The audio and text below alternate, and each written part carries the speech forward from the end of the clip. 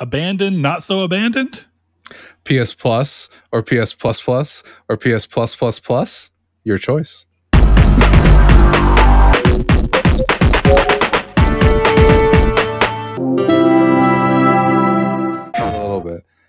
You add a little English on the ball spin. But hey, guess what, guys? Welcome to Triangle Square, the PlayStation podcast. I'm your host, Brett Beck, and alongside me here is Mr. Chris. Figs? Figs, sure.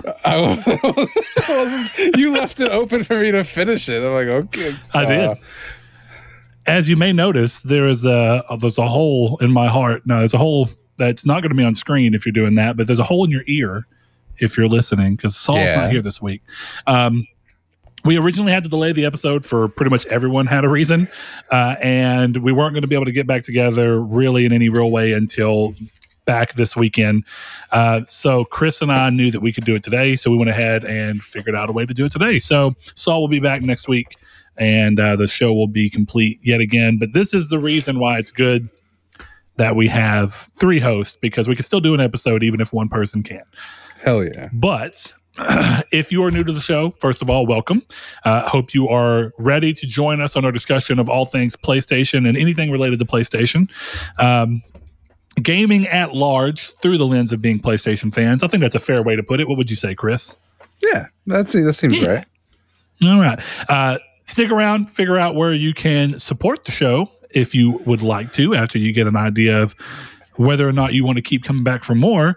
But we like to start this show off in a time-honored way, and that is a big update for everyone, including myself and Chris with each other, to get an idea of what we've been playing. So, Chris, since you were the only one opposite of me this week, I'm going to go ahead and let you nail down what have you been playing this week.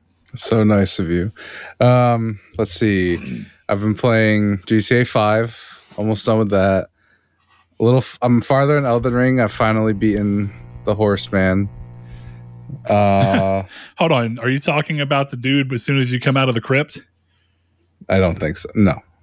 Okay. I'm very far in this game compared to where you are. So that's why I was confused. I was like, is he meant to be this late in the game? No, I'm trying not to spoil. My Elden Ring is still, my Elden Ring knowledge is still roughly 5 hours worth. Yeah. No, I'm fighting. I just beat General Radon. Ooh, which people will know if they've been online and talking about Elden Ring. It was surprisingly easy, I think, because it's funny, they inadvertently nerfed him and then patched him back to pre-nerf, and I beat him in that in between of nerf and patched back, so I beat him with the nerf, and then the next day I did see that article. So I think I got accidental nerfs is a really interesting way for things to end up happening. Mm-hmm. I saw that and I was like, every time, I feel like what's weird is that every time that's going on, people are normally like, yes, this roadblock that I'm at, please let me go through. Even though, you've still played more. So do you feel like the statement is more true than usual for Souls games, or just literally open-endedly true that if you hit a roadblock, you can essentially go off and do something else? And the reason I ask that is because like most Souls games, you can kind of do that because there's optional bosses. And if one of your roadblocks is at an optional boss, you can just go out and find either another optional boss or the actual boss that you need to progress in the story.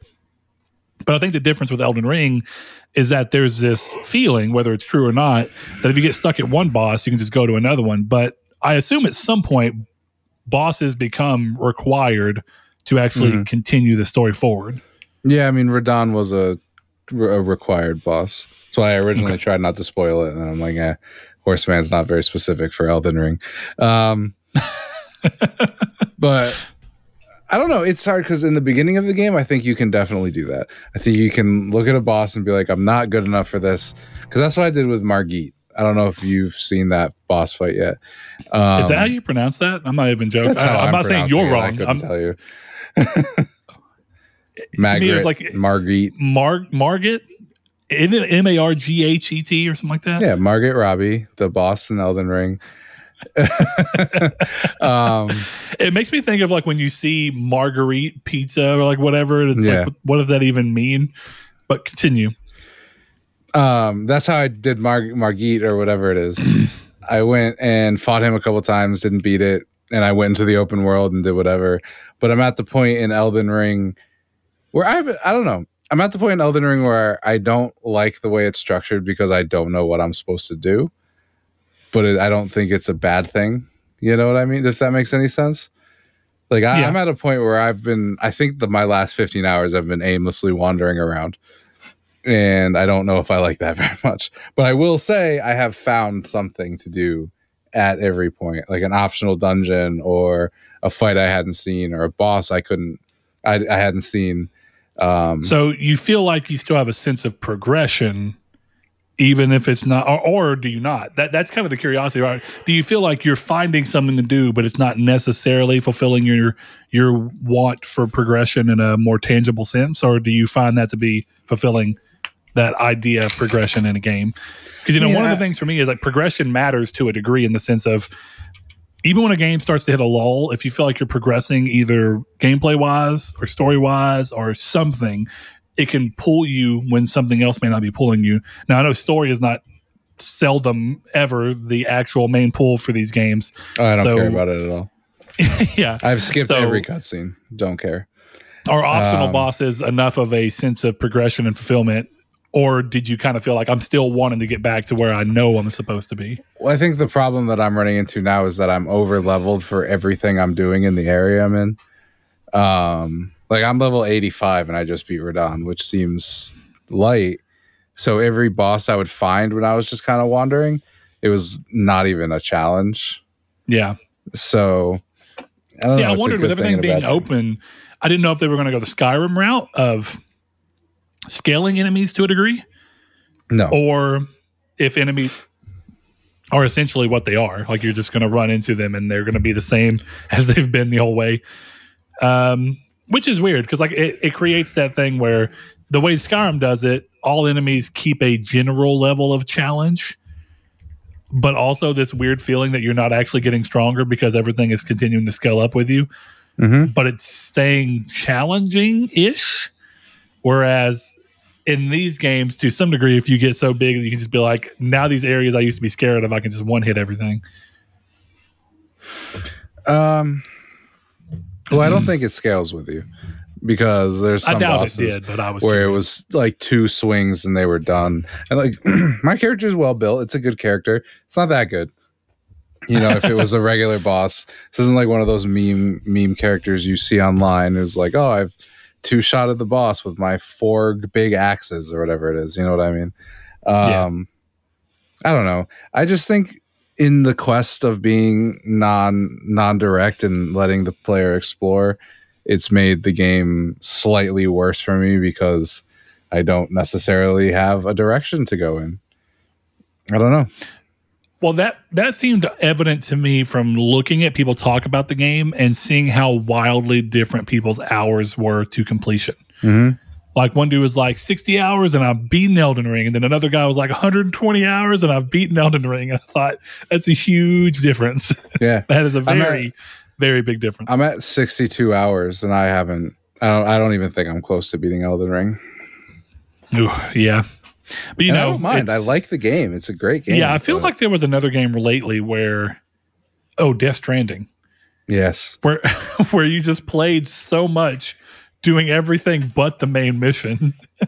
Yeah, but that was the thing. With Death Stranding, I chose to do that. And I did not choose to do that in Elden Ring. I was forced to do that because I didn't know where I was supposed to go. I don't know if that's the same in my mind. All right, so just Elden Ring? There's GTA some and then MLB a lot The of Show? MLB The Show 22. It's my time of the year. But I heard you say that as opposed to last year's entry, if I remember. Mm-hmm. Last year's entry was the one you got the platinum in, right? I have the platinum in 17, 18, 19, 20, 21. Oh, okay, never mind. All of them. But I heard you say that in this, and that might be what you were about to bring up, is that feeling that the trophy list is like significantly easier. Oh, it's not a feeling. The trophy list is significantly easier. Like we could record the show. I could probably get the platinum in the time it takes to record this show. It's like from a fresh save. Yeah, it's crazy. Yeah, that's so weird because I feel like most sports games have like some of the most unobtainable platinums. Oh yeah, like some of the I think you remember last year when I was like grinding MLB to get the platinum. Was it Road to? It was Diamond Dynasty. Was Diamond Dynasty. That's what it was. Yeah, because you had to hit level 101 of like the online, like your total, which is total XP for everything. But this year, I think the hardest trophy is get it inside the park home run. Like seriously. Yeah, that's a big difference. I've had it for like 2 days. I'm at 38%, and I haven't been trying. Like if I wanted to knock it out, I could have done it already. Like one of the only sports trophies that are platinums that I have is FIFA 15 for Vita. Such a weird one. I had a great time earning every bit of it. Oh, I believe it. It was challenging and it was fun, but I didn't have to worry about the dumb online trophies. I always feel like those games, to me, I'm like, why are you even weighing me down with online trophies? Just make a game that's challenging to get the stuff in, but still fun, where I don't have to worry about connecting with other people. But that's just because I don't like this idea that essentially, and I hate it about so many games, that platinums can essentially be phased out because of something shutting down or servers shutting down, or in the case of like you with Resistance Burning Skies, the servers aren't even down, I don't think. Nope. But you can't even get the platinum because no one plays that game. Exactly. So you have to find someone to jump on there and boost with you to get it, and that creates a weird problem because when they do shut the servers down, you're just absolutely not gonna be able to get the platinum. Right now, you can't get the platinum without like recruiting someone to do something. And I don't like the idea of games that are not inherently 100% online having platinums that can essentially be phased out by way of that. And I've always been curious of like, how do you fix that problem? Like if you know you're shutting servers off for a game, do you patch the game with nothing more than an auto pop for triggers of those trophies? Is that then unfair to the people that got them? Do you delete the trophies to keep the platinum attainable, and then the people who have them just have like an extra percentage, like 130%? How do you try and reconcile this? Or do you just have it to be which I hate, but the idea of it was a time and place thing. Like if you weren't around at the time to get the platinum, you can't. I don't know. You love trophies. So what is your fix to that solution? Or do you not think there has to be one? No, time and place. Oh, no, I guess in your sense of, go ahead. But I can't even see the argument against that, because I don't think it's going to sound really dumb, but I don't think it's remotely fair to be like, oh, you played 1 minute of Bad Company 2, so you get all the online trophies.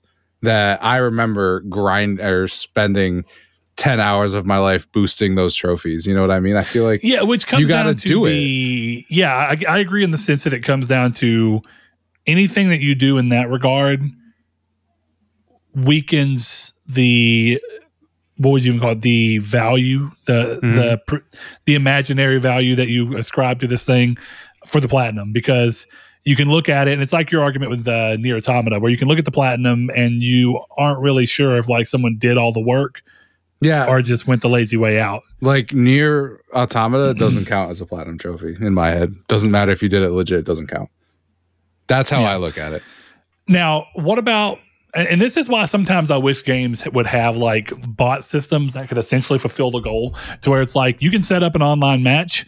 And you can just put bots in, and then you can do all the online trophies, but you essentially make them available in an offline form, or you have to grind just as much or whatever, but you have an in-game fix for it. And it's not going to work with literally every game, but I feel like sometimes games could solve that in a way to where you don't have to weaken the value of the trophy necessarily. I think that if you're trying to platinum a game whose servers have been shut down and you're upset that you can't get the trophies, I don't think that's a viable argument. I just don't. It's like, it obviously depends on the game. Like Jump Force died like 2 years after it came out. That's a lot. But if you're sitting here and you're like, I wish I could get the MAG platinum. Like, sorry, dude. Like, well, MAG's an inherently online game, right? That's why I think that game would. But I get your point. Like, if you say I want to get the Resistance 1 platinum, but there's a online trophy in regard to it, you should have played it. You know, and and I think to the same token, I think if I went and got Killzone 2 today, it wouldn't count in my head. In the weird metagame, I wouldn't consider it as impressive as a platinum as someone who got it back then. Because right now, you could probably get the Killzone 2 platinum. That hard trophy was like be 1% of the leaderboard. You know, do you know what I'm talking about? Mm-hmm. Yeah. Right now, I could probably get that with one match, right? Like, assuming it still works. So I'm pretty sure Killzone 2 servers are down. Either way, like, but yeah, I get your point. If they were up, yeah, the leaderboard is so down by by relation to player base. Yeah, if no one's playing, you're going to get that trophy. So to me, it's just a matter of like, yeah, that's how it works. You know, I don't love the idea of online trophies, but I don't think online trophies in games should be fixed. I think if you want a game with online trophies, you should probably check that before you buy the game. Well, I'll agree with you in the sense of I don't know that there's a clean, easy, and all the way across the board way that makes sense to retroactively fix online-only trophies. But I guess what I really am hoping to accomplish by bringing this up with anybody is to kind of, not like it's going to get into the right ears or anything, but my thing would be I would hope that people would think about that more when designing trophies for games moving forward. But the reality of that is that games are even more online now as a basis of what they are than they were back then for the trophies that we're using as examples of old trophies with dead servers. I don't know. So it's, to me, this feels like a situation where you just, I don't know, because I'm actively disappointed that there's not more Diamond Dynasty trophies in MLB 22. Like that actually is annoying. So are you talking about for this year? Yeah. Like I want that. Like if you're going into some certain types of games like MLB, yeah, it's not inherently online, but I don't think anyone is buying MLB to not play Diamond Dynasty. There's definitely people who are like, I'm the road to the show guy. But yeah, I'm about to say, Diamond my buddy Andrew is the point. My buddy Andrew does not do Diamond Dynasty at all. Never has. And he buys every year. Well, that's the point. The game is built around Diamond Dynasty. Whether you want to play it or not, that's not the same. It is built around it. So I don't know. I think that's just the whole thing. If you're going for those platinums, if I wanted an old MLB platinum that had Diamond Dynasty, couldn't get it. I should have done it that year. That's just how I see it. Diamond Dynasty is the microtransaction focused one with cards, right? Yeah. Or is that a different thing? Okay, that's what I thought. No, that is. Okay.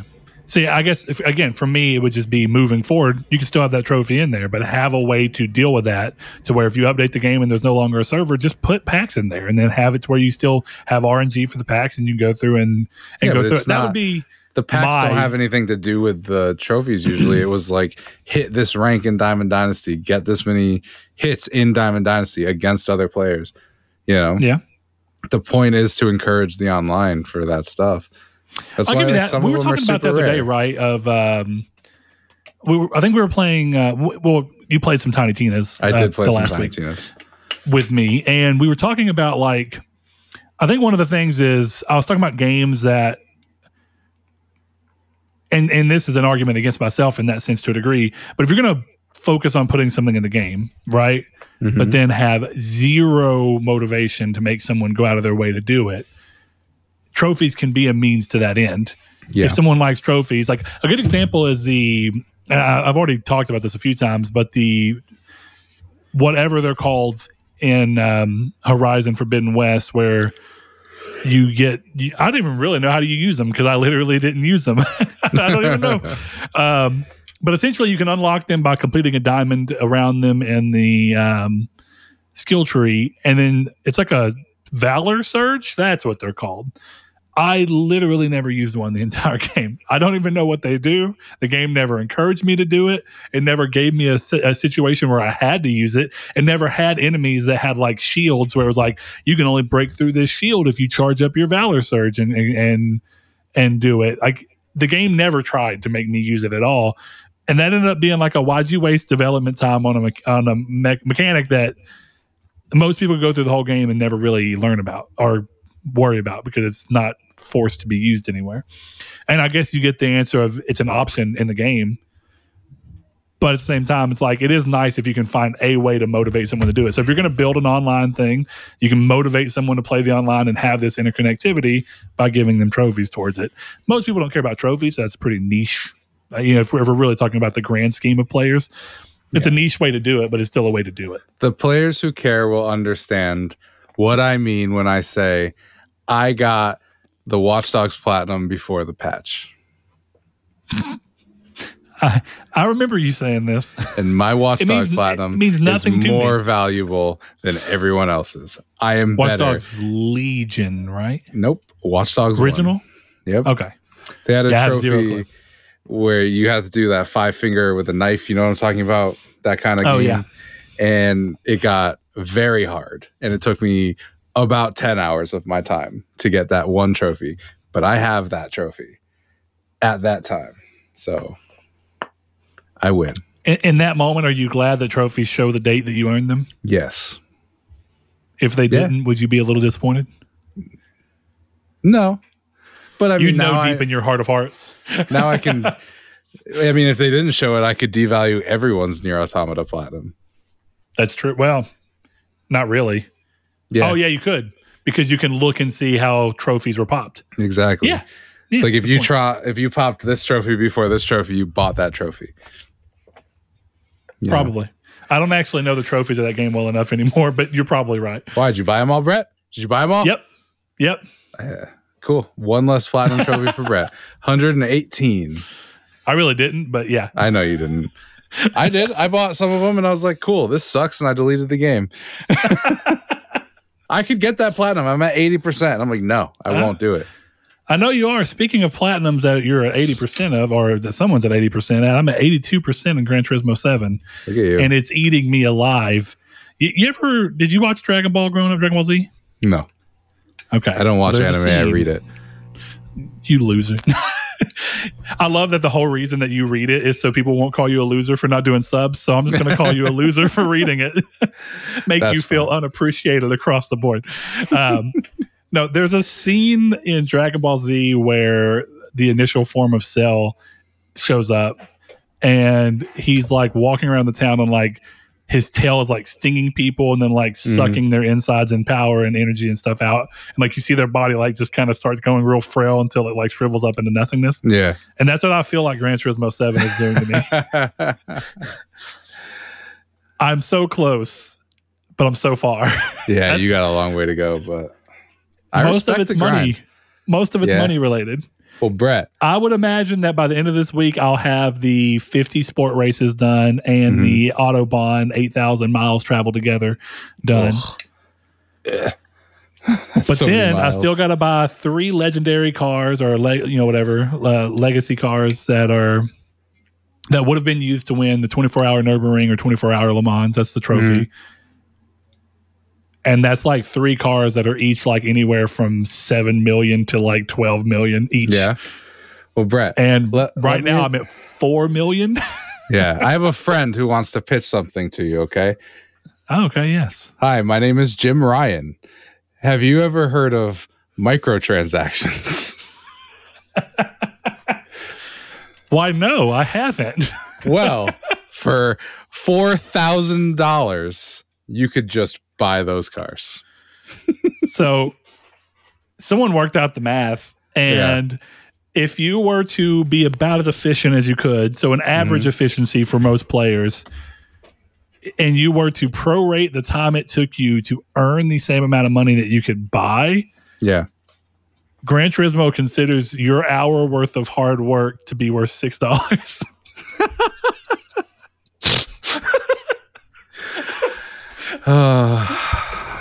How long?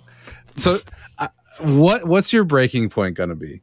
Are you going to be one trophy off, or are you just going to spend like $40 and buy the coins? Here's the problem. I don't foresee the trophy of needing money to be the problem. My hope, and it might be naive at the time, my hope is that what they talked about last time is that they're working on rebalancing everything, and they're roughly going to increase all rewards in the latter half of the world circuits by 100%. So everything would be doubled, which would be a godsend. Still not quite enough to keep me from my sanity right now, because I'm doing it to myself. I'm 100% aware. I'm playing this game like a obsessed maniac, and I shouldn't be. That's my problem, and I am aware of that. It's just the way I am with games. It's like my mind is like, I can platinum this. I actually think the trophy that will get me is all gold on all license. Yeah, I'm fully licensed, and after I've got all gold up to the last, international B license, the last one, B10. I can't get gold on. That's the one I'm 0.001 seconds off. Oh man, and I can't. I have tried, and I just can't. I've backed off. I haven't tried in a few days. You'll do it. And then I have a smattering of. Because if you pass it, you get bronze. I have a smattering of silver and gold trophies amongst bronze because I was like, I'm at least going to get the fully licensed trophy, and then go back and do whatever on the other ones. I think that one will actually be my last trophy, and whether or not I can actually get it is going to be entirely based on how good I do or don't get. You know what's worse? If I would stop playing with the wheel and just play with the controller, I could probably get it. Yeah, the game is actually easier. On controller, but there's no way in hell I would be as addicted to it as I have been if I hadn't been playing on the wheel. Yeah, I got very bored of it. I liked it. It's fun, but I stopped playing it. Yeah. I think because it's just not, I don't know. It's a great game though. I respect your grind. I do want to say something though.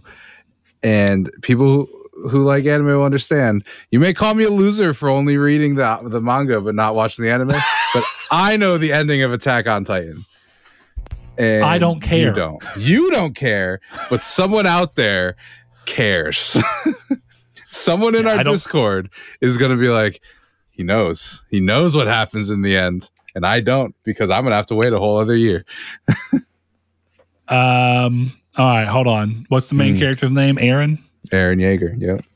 Eren Yeager. Okay, so the ending of the show, based off of only what I've seen in season 1. Are you ready? Yeah, I'm ready. Time travel gets introduced because all stories introduce time travel when they've written themselves into corners. See Avengers Endgame. And he's going to see something in Revelation towards what the events of the ending of the show are. That's my overarching thing. Since he's the main character, he's going to Marty McFly it somehow. And time travel is going to be introduced because stories don't seem to know how to stay away from time travel. Yeah, that was a very low effort guess. There's a very low effort guess. I don't know enough of the other characters to know. It's a great I know what it is. It's going to be something in the relation of it turns out he's met himself. It's going to be something like that. No. And he didn't know it. No. He didn't know it. No, that's not right. And now I'm confused. Well, I'm not going to spoil it. Move on. I'm not a dick. I would like to apologize for potentially accidentally spoiling Attack on Titan.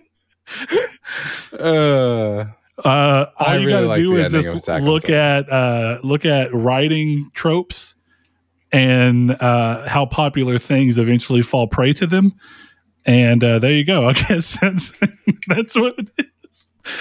So, news? Is it time for news before we ruin other people's day? I think it's time for Community's Take. Oh, is it? Yes, we do Community's Take. Now I'm almost really curious. When we get done with this episode, I want to ask you, because you could be hamming it up, but you also might not be. But you know what? The Community's Take is not Eskimo Cowboy hypa. So what? Hold on, Electric Cowboy. When did they Did they change their name? They used to be Eskimo Cowboy. Go check it out. One of the most attractive women that you will ever see is in that video. So I'm not ashamed to say that. Anyway, going back over into there, the episode last week, of course, was talking about gaming moving more toward a subscription service landscape. And we asked, how do you feel about gaming moving more towards subscription services from over-encompassing services like Game Pass to per-game services like Grand Theft Auto Plus and Fallout First? Do you think this move is good, bad, or neutral? And this is more or less what we talked about last week in our thoughts. We have Mr. Jehudi MD, longtime listener, longtime patron. He says, I just don't like what happened to the movie/TV side. You now have so many subs out there that it's ridiculous to sub to all because it's an expensive venture. Whether it will also affect game quality down the line or not remains to be seen. And I think that's a good point. And there is there's an antidote to this problem, right? And Josh Shoop over on Facebook says it. So we'll kind of view these in a sense. He goes, I will look at this in the exact same way I look at all subscriptions. You can be smart about it and not subscribe to everything. The way that we go about it is if we are going to watch something that's based on Hulu, we don't have Netflix or Amazon for that month.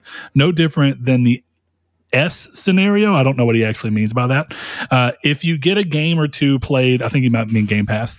If you get a game or two played all the way through within 1 month, then I feel like it pays for itself in a lot of ways. So I don't really care personally. And that is true. There's a balance between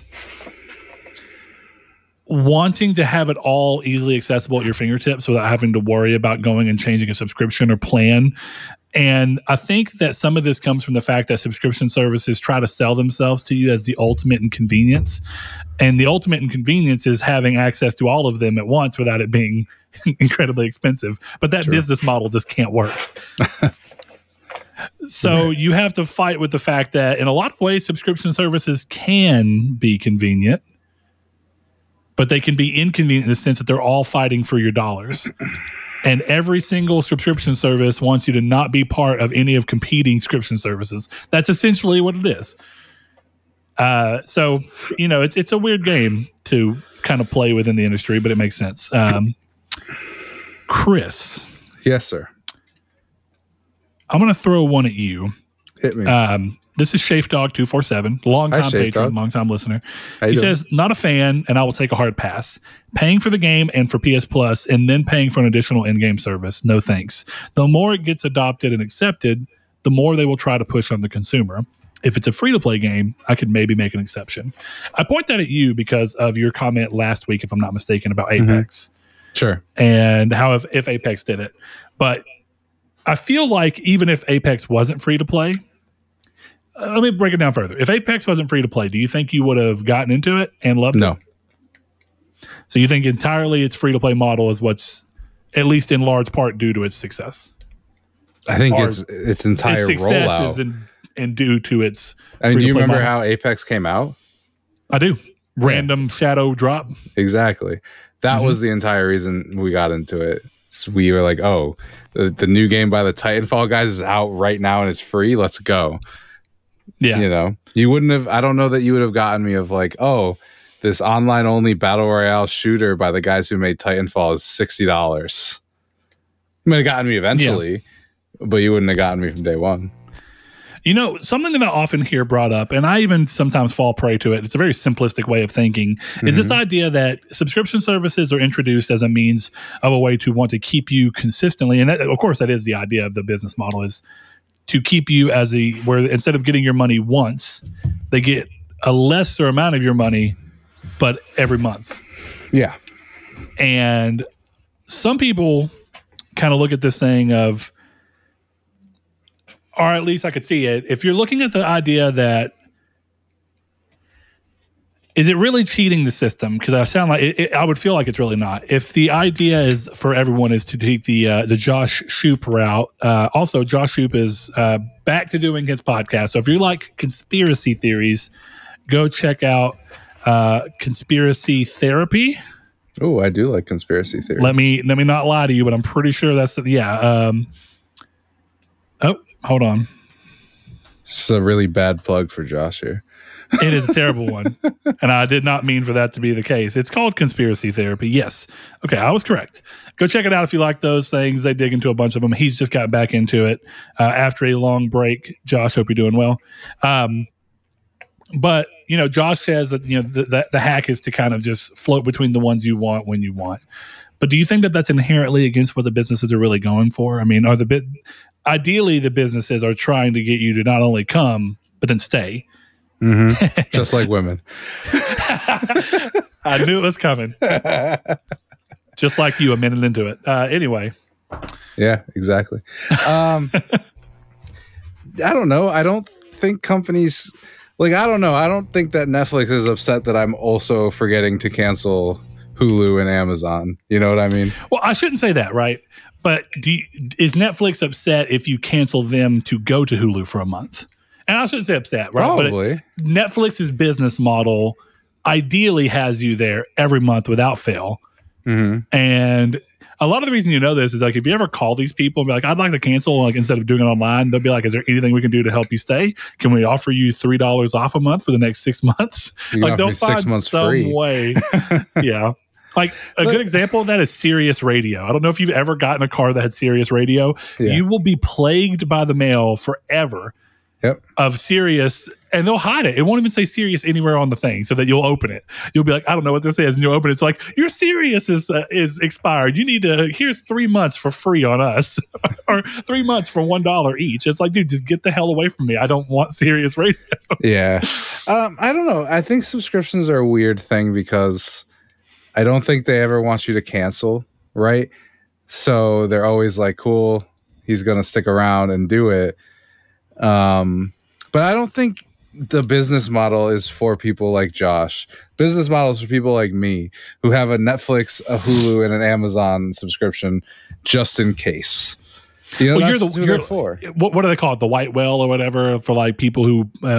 Yeah, a whale. I mean, I don't know that I would say that I am for. I think that I never heard the thing until some people on this show had said it, but like I guess in games, whales like, are people who come in and buy a bunch of microtransactions. In Apex. Like yeah. I'm absolutely a whale in Apex. I dropped $200 at once. Like I've spent money on that game. Like that's me. That's who they're shooting for. They're not shooting for like our buddy Sean who plays who we did the Destiny plat with. He doesn't. He spent $0 on Apex the whole time we've played it. I think he spent money once so he'd get a battle pass, and then he's never spent another dime. Yeah, and like I made the argument I think on our show is like I pay for his Apex time. You know what I mean? Like in a lot of ways, you make up. Well, that's what I was about to say. Is I almost wonder if really the subscription model is trying to go towards looking at the more extreme side of people who will just keep them all for the sheer convenience of it, and then benefit themselves out. Because realistically, right? If you look at it, let's just say that you sub to Netflix.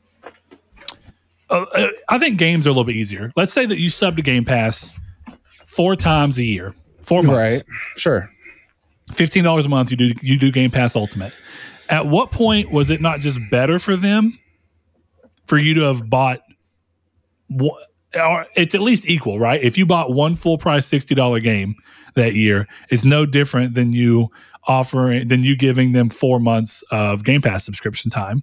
At the end of the day, the profit may be different because of the breakdown, but you spent the same amount of money and you weren't really any better of customer for it. So if you did that with everything, like right, say Nintendo created something that was $15 a month, PlayStation has one that's a little over 15, and then you have Game Pass at 15 a month. At what point, if you just rotate between those three, are you essentially buying one game per platform and they're making less money off of you? You know what I mean? Per year than they were prior to the subscription service. So you're like what they don't want.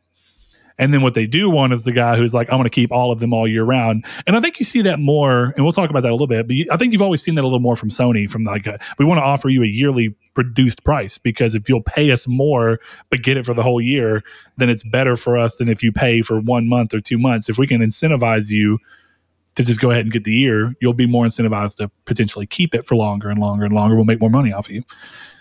What do you think? I think it's just trying to keep you there. The reason GTA Online is $6 is, I don't know, it's because you're not going to think about it. You'll be someone like me who's like, like I haven't bought GTA Plus for the record, but I've looked at it and been like, I could use $500,000. I might as well spend this $6. And then they like, yeah, he spent that $6 and he's going to forget. It's the same reason I still have PS Now, is because does that feel predatory to you? No. Fair enough. Because you can leave at any time. Exactly. You just forget. And that's on you. It's the same reason I was just about to say, like, I keep playing for like Comixology Unlimited because it's $6.37 and it hits my account and I'm like, I don't even know what that $6 is, and it's $6. I'm not going to find out. And the only reason I found out is because I just got charged for it and it happens to be in my recent shipped items for some reason. Like I don't think it's predatory to look at me and be like, that dude is just too lazy. And for me to look at you and be like, that's true. Yeah. We're going to knock a few more out here. We have Joey McPherson, longtime listener as well. Joey, hope you're doing well, buddy. He says, I honestly feel like it could ruin gaming overall. there's a slight chance where things could work out where the only subscriptions would be to the big three systems and not a subscription to GTA or other individual games. But if they got to work together and they were only subscriptions to the big three, even it would be better than what seems to be happening now. But then you also have to look at buying season passes to like Destiny or any other live service game. There are way too many subscriptions currently, and it seems to be getting worse. I think battle passes are weird because I guess you could call them like a precursor to the idea of subscription, right?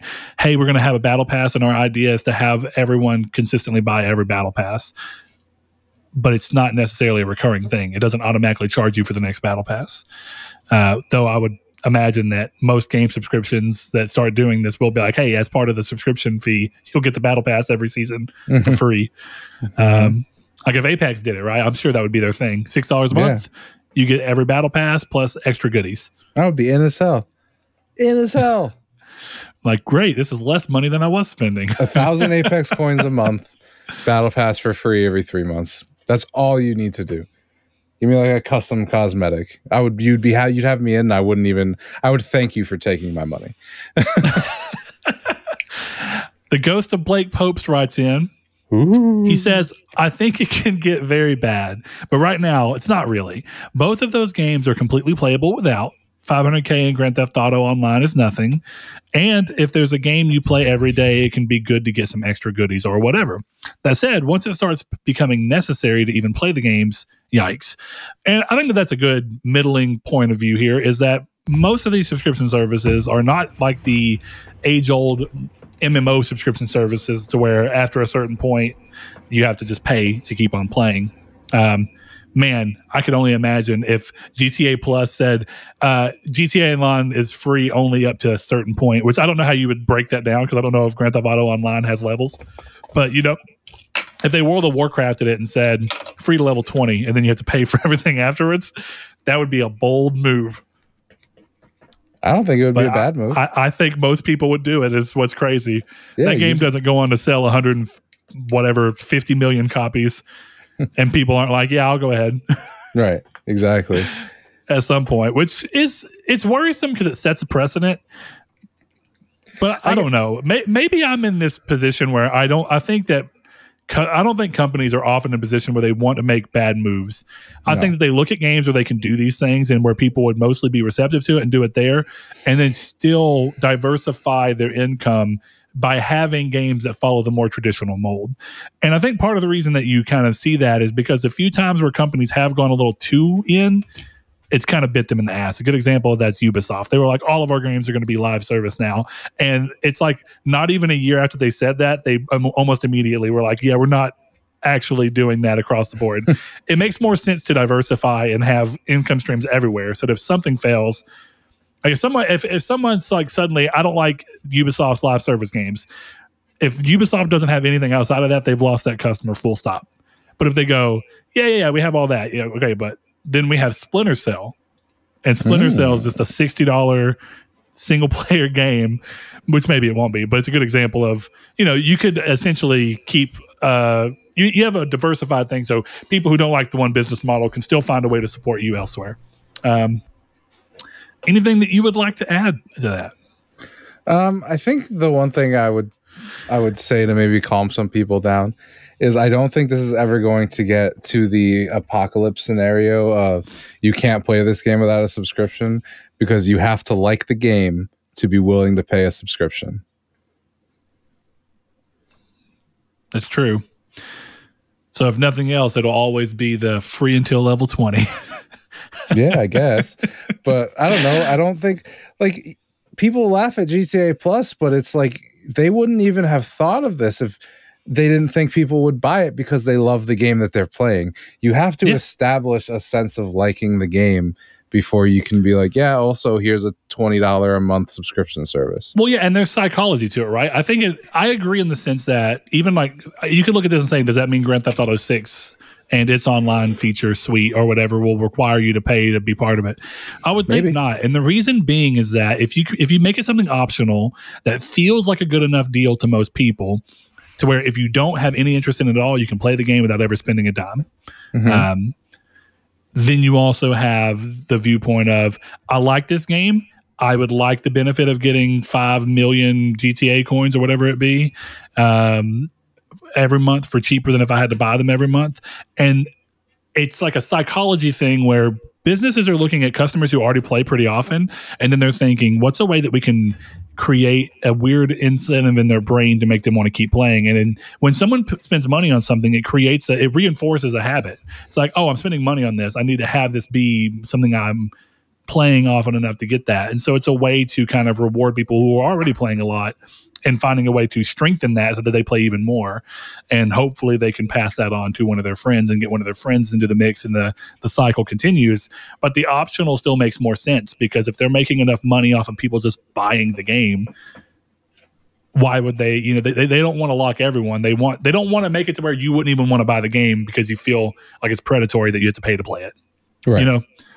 That's essentially where we are. And I think, as much as I've been joking about the MMO thing, I think MMOs clearly have shown that. How many MMOs have come out, been subscription-based games, and then went free to play with an optional subscription service? Most of them, exactly. If you're not World of Warcraft or Final Fantasy 11 or 14, most of them have gone that way. DC Universe Online switched over. Elder Scrolls Online switched over to free to play. And it makes more sense. They make way more money that way, because it's going to show that people don't like being nickel and dime that way when it's forced upon them. And that's why most MMOs offer some type of free to let you get into the doors, see if you like it, and then you pay the subscription because you know you like the product. So, exactly. Games have been doing that for a long time. Old school RuneScape, even back when it was just RuneScape, was like that. You get to play so much for free, and then, hey, if you become a member, you get so much more. We're going to move on from that. Thanks to everyone who came together and answered on short notice. Appreciate y'all. And we're going to go move into the news. Chris, is there anything else you want to talk about in regards to that? No, I'm good. All right. Well, I want to remind everyone that if you want to be part of the community stake, you can head over to our social media sites. On Twitter, we're at Triangle SQRD. On Facebook, we're in a group called Triangle Squared, a PlayStation podcast. If you ask to be entered into that, we will gladly accept you. You'll see me and Chris there. Saul does not have a Facebook, so you won't see him. You can always join the description, the Discord rather, in the description below. We have a link, and we have a dedicated section for the community stake that you can answer, as well as a podcast open discussion where you can talk to us or any of the other listeners about their thoughts on things that we talk about in the episodes. Also, if you want to, you can head over to patreon.com/Nartech and give as little as $1 per month to help support the show. Helps us keep this thing running without having to dig into our own pockets. And that means the show is brought to you by you guys, and we are very appreciative of that. But going into the news, very first thing on the docket here, Chris, thanks for doing news. Of course. He says, as of today's recording, Epic has released the newest iteration of its exceedingly popular engine, Unreal 5. Now, you may think, I've already seen some Unreal 5 stuff. Those are beta, and it was very different. So some of the things we've seen from them, as well as the Matrix Revelations, or what was that movie called? Resurrection? The Matrix Resurrections experience were Unreal 5, but they were beta builds, and they were partnershipped with Epic. So now you're going to start seeing games be able to ship with this across the board. Some games that are coming that are supposedly using Unreal 5 are games like Senua's Saga, whatever the hell the actual name, if it's just going to be Senua's Saga Part 2 or something. Weird way to change the name up. Yeah, Witcher 4 is also using Unreal 5. So you're going to see a handful of games coming, some of them sooner than others. Firespace game. That's right. That's right. So, yeah, bunch on the horizon, but not Horizon. So Chris says, he said alongside it came the release of a shooter, Lyra, built on the engine. It's a shooter. Is it like demo. A full purchasable game, or is it just a demo? I think it's like just a demo. Little experience. Yeah, I believe it's just an experience. You're frozen on my screen, so if you're watching and Chris is frozen, hey, tech is tech. I don't know what to do. Maybe he'll unfreeze eventually. Next thing up, speaking of Unreal 5, Crystal Dynamics have announced today that they have a new entry in the Tomb Raider series coming in development at the studio, and it runs on Unreal Engine 5. They say they are in very early development. It will be interesting to see if this is a continuation of the Camilla Luddington led version of the character, or will intimately tie into the animated series starring Hayley Atwell. Yeah, I'm very curious to see where they go with this. Do you think that they're going to go forward with the same one? It seemed like with each entry of the Tomb Raider trilogy that we just got off of, people liked them less and less. Yeah, I think you should just start it over. I can't tell, though, because I was reading the press release and it insinuated that it was the same. It was like talking about it being in the same series, which, yeah, it's Tomb Raider, but is it in this series or is it a new series in the series of Tomb Raider? You know what I mean? It's very hard to tell. A sub-series? Yeah. Do you feel like that they would think that because this version of her is already known and already, which I mean, I was about to say something foolish. Clearly, Lara Croft in any format is a marketable character. Mm-hmm. But is it even more marketable to be a version that we're already intimately familiar with? Or do you think that they would actually have better success and more hype and excitement for the game were it to be a new take on it? I don't think it matters. The reason I ask is because of this whole, everyone likes this idea of, I'm not going to act like Marvel's the only one, but everyone likes this idea. Like you heard it with Spider-Man. Like we want a cinematic universe or a game universe. People like the idea of something they're aware of continuing. Mm-hmm. But that's kind of predicated on really loving what came before it to a strong degree. And I feel like this has gotten weaker and weaker and weaker. At some point, don't you just go, makes more sense to restart, wash the slate clean, and start again? I mean, Tomb Raider for PS3, the first one came out in 2011, right? Or was it, it was 13? Right. 13. It was 13. Go with 13. Yeah. I think if they were committed to the other one, they wouldn't be doing a Haley Atwell Tomb Raider show. Yeah. So hard to really tell outside of that. I don't know. I'm interested to see where it goes. I like the Tomb Raider games. The first one's the best one in my opinion. Same. So I don't know. I was not clamoring for a new one. Because I feel like each game, I remember less and less of it, even though I've played each one of them more recently. Mm-hmm. I remember way more about Tomb Raider 1, despite have not played it since PlayStation 3, than I do about Tomb Raider, Rise of the Tomb Raider, which I remember way more of that than I do I can't even remember the name. Shadow of the Tomb Raider? Yes. Yes. So Rise and Shadow, Yeah. So we'll see how it ends up going. Moving on, Ubisoft has announced that Ghost Recon Breakpoint support has ceased, which should be no surprise. If you remember, that game performed well under expectations. They had attempted to go back and support it and try and turn the game around. It didn't really work. So this is no surprise. Online servers will still be left up so the game can be played. That's a good thing for people who love it. But don't expect any patches or DLC to come to the game ever again. It's sad when a game kind of goes to the grave, but it's at least a shallow grave that you can wait around in. I think the only memory I have of that game is me, Blake, and you being like, let's all buy it. It's on sale. We'll play it. All of us, and none of us played it. I think, what was it, $9? A little bit. Yeah, it was like $9 on Amazon. We all bought it. Not a single one of us even mentioned it again. What's funny is that's probably my best memory of that game. Yeah. And it's not a good memory. I liked it. It was all right. It was fine. I played the beta with some friends and it's whatever. It's a game. Yeah. You shoot things in it.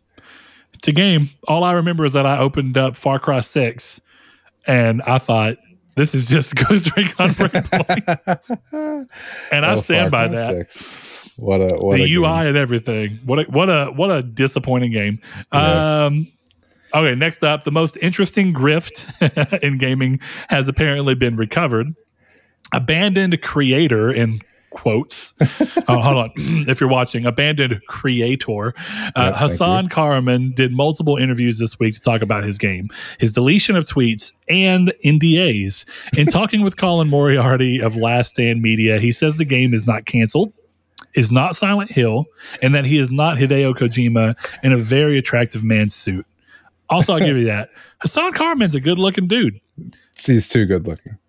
It's very... too good looking. Yeah, that man is too sexy. I'm serious. It's like we just talked about this.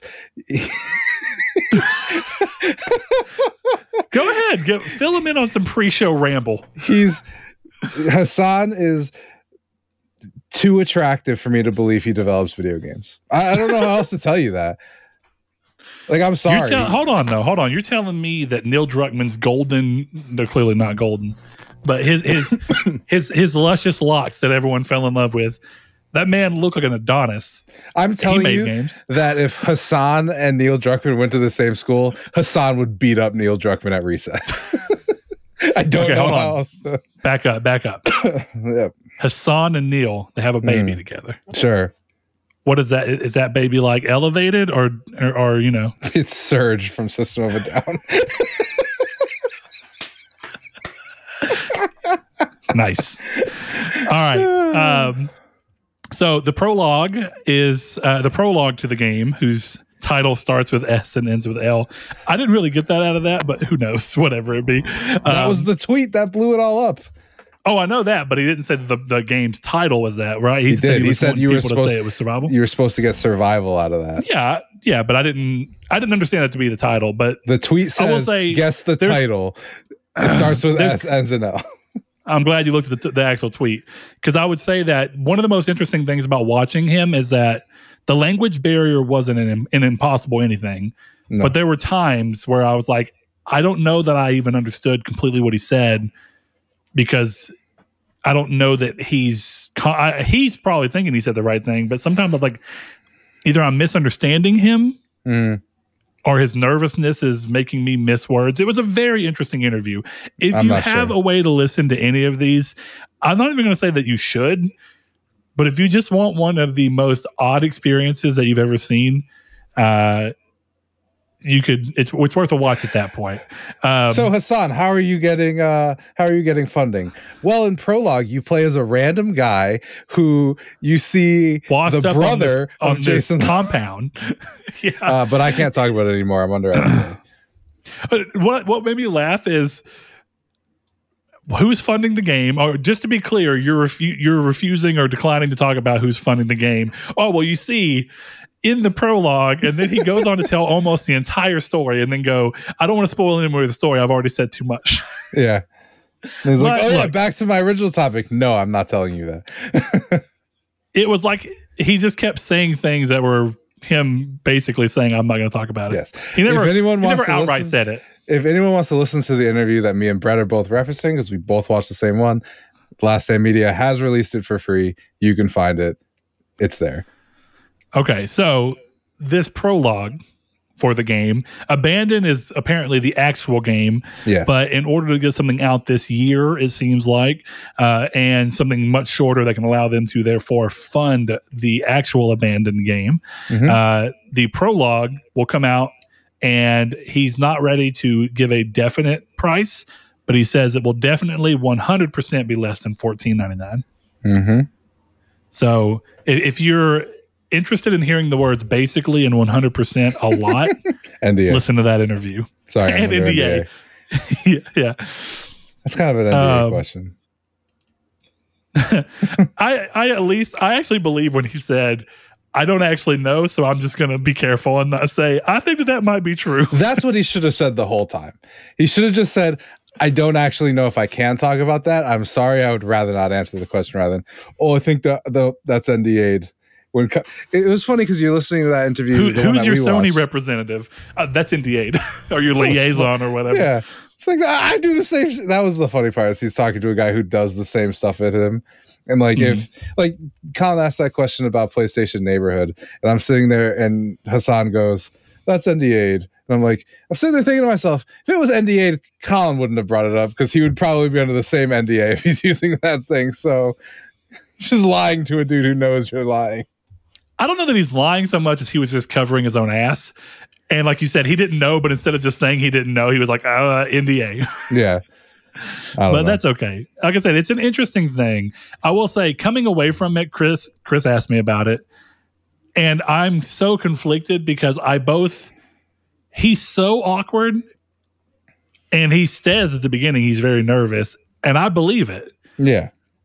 I believe that he's nervous. Now, the reason for him being nervous is hard to nail down, whether or not this is all a grift and like some people are trying to say that this is a scam and that he's just got caught up in a scam that got way bigger than he intended for it to be and all these different things. Who knows?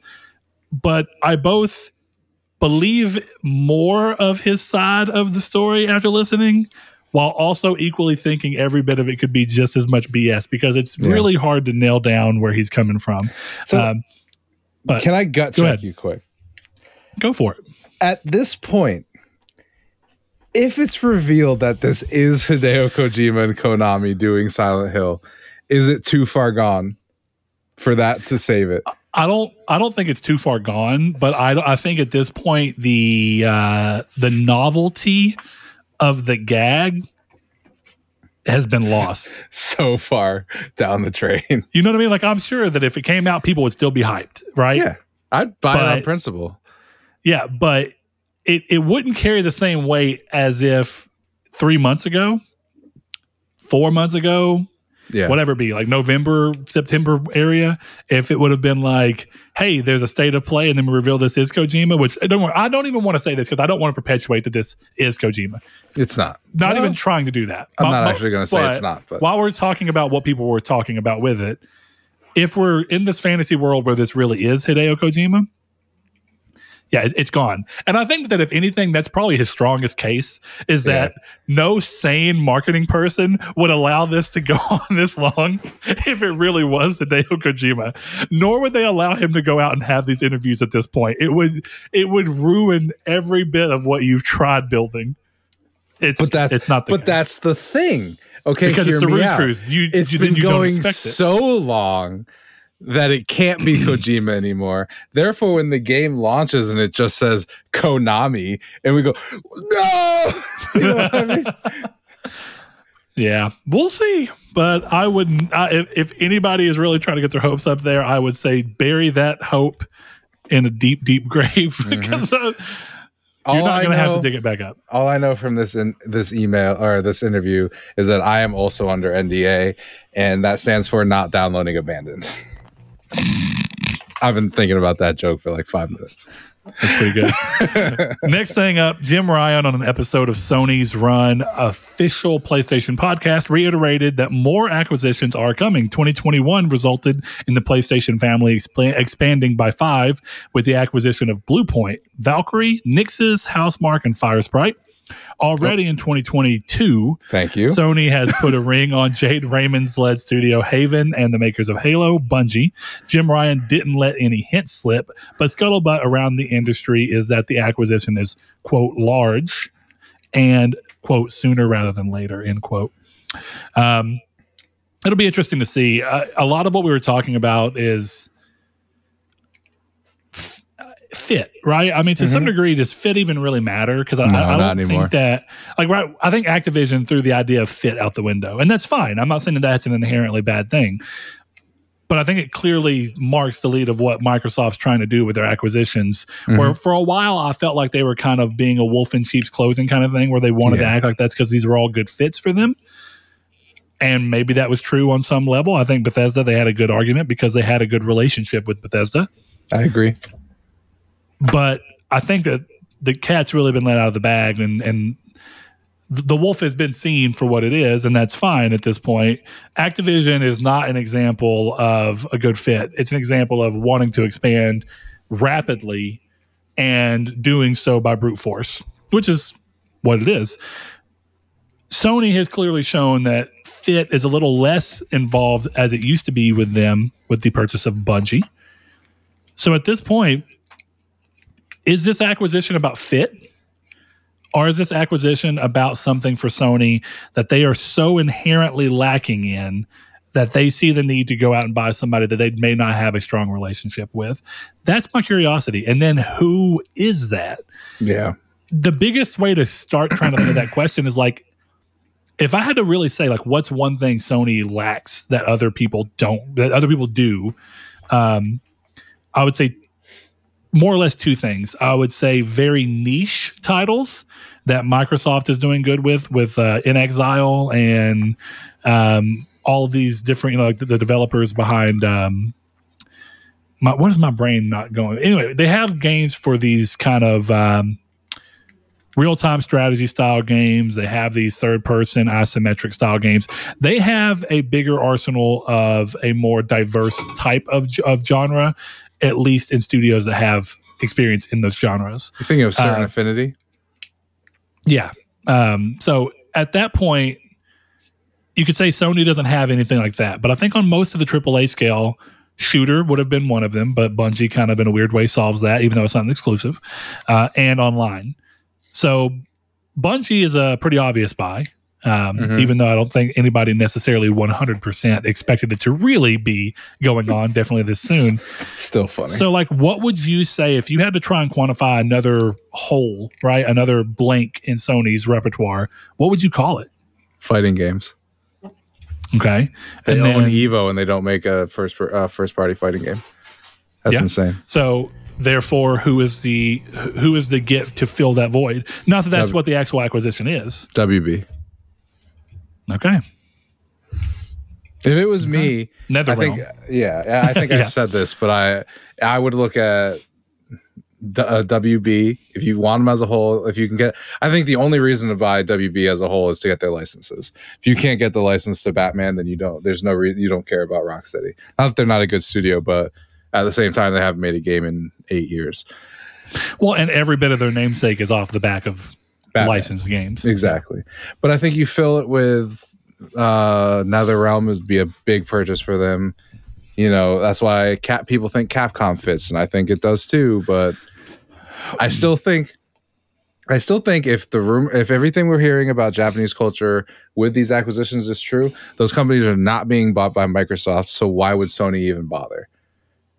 That's my thing. I would say. I know your argument. And for anybody who's uninitiated on that, the idea is that Japanese cultures, and again, I don't actually know. Of course, I'm not from Japan, but the idea that's at least parroted online is that Japanese culture really likes to stay within Japan, and therefore they would not want to sell to such an Americanized company as Microsoft. Not that they wouldn't partner with them, but literally relinquishing ownership into them would be something that would be against. So that's what's argued from people, how true it is or not. Well, and that's I'm unaware of. To be fair, not that it changes the truth argument of it, but that did come from a Japanese source.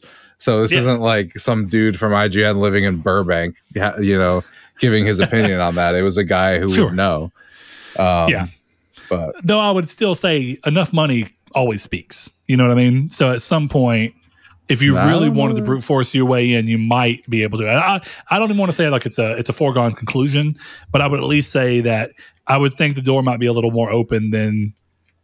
Yeah, that statement would make you think it's flat closed, but I mean, I can't see Microsoft spending so much overpriced just to get, I don't know, Persona on Game Pass. You know what I mean? That I don't know. Yeah. Well, and one thing that we were talking about the other day, right, is even if you want to look at like they don't want to necessarily go up to a Western company in that regard, what are the real chances that NetEase or Tencent might get in there and either buy them outright or invest enough to be heavily involved in their share meetings and be part of their board, and what is the potential impact of those things? So, my argument was for Japanese, Sony might move towards buying something like Square when most people would look at it right now and say, Square makes no sense to buy because Square already has such a tight relationship with Sony. Most of their games have some kind of exclusivity or are downright exclusive. Therefore, why would Sony need to waste the time? And my argument would be, much like we saw with Haven, Sony's looking at this very rapidly consolidating landscape and looking at opportunities that might slip through their fingers if they wait too long, and are going ahead and putting a ring on it if it makes sense for them. And considering that how many of Square Enix's Japanese-made games do really well on PlayStation, like monstrously well on PlayStation, there's a reason Forspoken is exclusive. Part of the reason is that Sony gave a bunch of money, but it wasn't hard for Square to do because Square would have thought 80% of our sales would have come from PlayStation anyway. We're only missing out on 20% of our market. And that 20% is being made up for by this huge chunk of cash that Sony paid for us to make this exclusive. Right. So in that regard, at some point, it may make sense for Sony just to double down and be like, hey, we already have a great relationship. Let's make it whole. Let's bring you under our wing so that we know we can't lose you in the future. I think that that's a sensible enough thing. But it would be interesting because of Square's relationship with Nintendo. Yeah, if I'm Sony, I let that keep going. Honestly, yeah. I would just be but I would be the one, unless Nintendo is really throwing some money, I would be the one that was like, Nintendo could still have all these pixel art style games, but guess what? We get Triangle Strategy day one. We get, you know what I mean? Like we get all these types of games day one alongside you, which I think Sony's kind of doing, right? They're seeing that those games are doing well on Switch, and that's why that new strategy game, what is it? The Dialos Principle, I think. Something like that. Yeah. Looks awesome. Yeah, I think that is Sony being like, hey, we need one of those types of games on our system. Mm-hmm. So I think that's what's going on. So, the other answer that everyone talks about is Kodokawa and From Software. Well, why don't you read the next news article? And you'll have my opinion on how that goes. Well, there we go. We're going to move on to the next one. Acclaimed fantasy author Brandon Sanderson. And if you don't know who that is, go check it out. Very interesting dude. Has a lot of lectures about magic in your world and how to make it consistent and grounded. And in their fantastic series of videos. If you're a writer, I always, anybody who's a writer, I'm like, please go watch these videos. Yeah, it's very I love important. those videos. They're fantastic. So if you're interested in it at all, I think it's something that's worth listening to. Read Away of Kings. Yeah. He has he's revealed on a live stream that publisher Bandai Namco has reached out to him about collaborating with Kingsfield developer From Software. This news is particularly interesting as it would seem to indicate that Namco and From are planning to work together in the future, pouring a few drops of cold water on the ember of a Sony acquisition of the Metal Wolf Chaos developer. I love how you bring in Metal Wolf Chaos and Kingsfield, like the most unknown names of games that come from. I mean, what else? It's not like they make other games. I mean, Armored Core is a dead series. Yeah, I mean, the Souls series. Talk about heard dead. Of that. Yeah, Bloodborne's great. Man, yeah, I don't know. The reality is that any of these things could still happen with a Sony purchase, realistically. Sure. But I don't think I'm not saying that I think that's going to happen either. Sony's not going to buy From and then be like, yeah, Namco, you can publish the game from them. You know, even if they do end up working with Brandon Sanderson on a next game with Sony, let's say. But I don't know. I think this when I read this, I was like, it would appear to me that Namco is not worried about Sony buying them. Yeah. And I don't. People don't talk about this much, but I wonder if they'd be allowed to even buy Kadokawa. Because at that point, they would have a monopoly on the anime industry. On anime. Yes.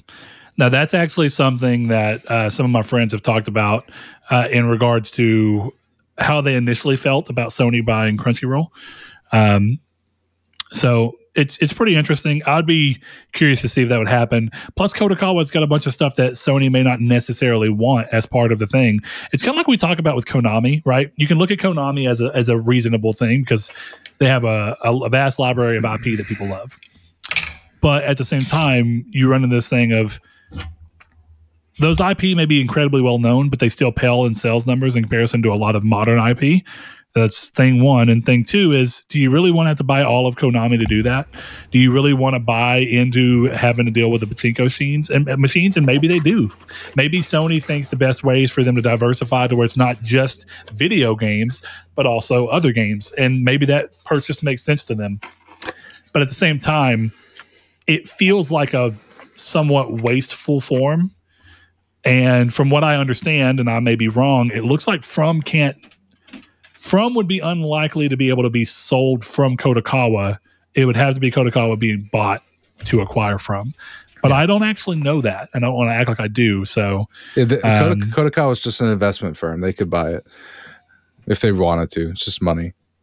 But I don't know. I think the case for Konami is, I think I've said this before on the podcast, but it's, hey, we have the Castlevania license. And then you go to Motion Twin and you're like, hey, we want you to make Castlevania. We'll give you $30 million or whatever it is. Second party relations. Yeah. You go to IOI and you're like, hey, guess what? You're doing James Bond. How about after that you do Metal Gear? You know? That's who I'd give it to. Or that would be interesting to see. Specifically IOI Metal Gear. And the reason being is that I feel like people would rage over it not being based in its very Japanese foundings. I agree. You know what I mean? But just it would be really interesting at that point. See, that's why, like I've been saying, like I think you bring Kojima into the fold, you do stuff like that, smaller purchases, smaller, like kind of targeted pricks. And you have, Xbox has the big publishers, but we've got the auteurs. We're the A24 of publishing houses, I guess.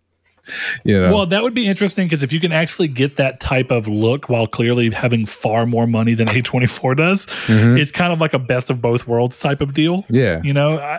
I do think that if Microsoft has a chance of just brute forcing you with sheer money and ability to put that capital out almost immediately, Sony can find ways to come up with ways to create this money if they really found the need to do so, but it's a riskier endeavor for them.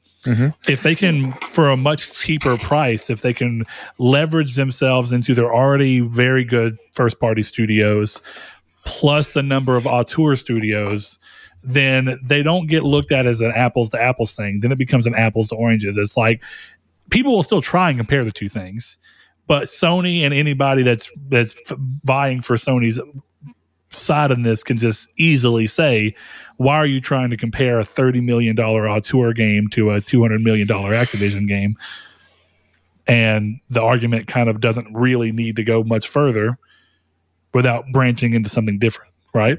Well, I more meant by auteur is like, you look at Microsoft and you're like, Bethesda, Activision, I guess that's really it, because I don't really think of much of the rest in Exile, But if you look at Sony, you got Jade Raymond, Cory Barlog, Hideo Kojima, Neil Druckmann, and it depends on your take on it. But I would argue that those people have just as much cachet as Activision is under our banner, to me personally. Well, it's what we were talking about the other day when we were playing Tiny Tina about, and it goes back to a conversation we've had before about this thing where gaming has this thing where, like, Sony seemed to let a lot of the directors for their games run free on Twitter and really get a lot of goodwill from fans from games that did well. So The Last of Us, Uncharted, The Last of Us 2, for all of its controversy, it still had Neil Druckmann as a name in the media that people knew and were familiar with and could either blame or praise as needed. And then you had Corey getting in there and having all his moments with God of War, and even before the game came out, being very vocal with the community and everyone knowing, and of course not everyone, but a large portion of people knowing that name and carrying the weight of that name forward to where in the future, you say, hey, have you heard about Cory Barlog's new game? And there's a chance that you'd be excited just off of knowing that it was him. And I don't really find that Xbox has really brought that to the table. And it's just a different way of making games. But I don't feel like Xbox has really been like, hey, here's, like a good example for Xbox. Their biggest thing that they've done that I think is somewhat close to this is like, here's Redfall from the creators of Dishonored. Right. But that's just still a studio. You're talking about a studio level. I think that there's a really important marketing spin that you can give if you say, know the director, know the creative force behind the game. And then as you see them move around, their name carries its own cast so that when you hear Cory Barlog, you don't necessarily have to hear Sony Santa Monica. And people are far more likely to build a connection with an individual than they are a company. Yeah. So in that sense, I think that there's a lot that they can, again, leverage, even if it is a high budget game, even if it's a $200 million Kojima game. Be like, well, yeah, but this is a Kojima game. Exactly. You just get to position yourself differently. I would be really interested to see. Regardless, it seems like everyone's just of the mindset that the acquisition almost has to be Japanese, but I'm going to laugh if it's not. I hope it's not. Again, it would blow me away, and it wouldn't surprise me if they were like, listen, we are now take Sony 2. That wouldn't surprise me at all. Turns out that the rumor was wrong, and it's what it is Jim Ryan spoke wrongly, and now it's going to be Apple buying Sony. The acquisitions aren't done, but it's not Sony acquiring people. It's someone acquiring Sony.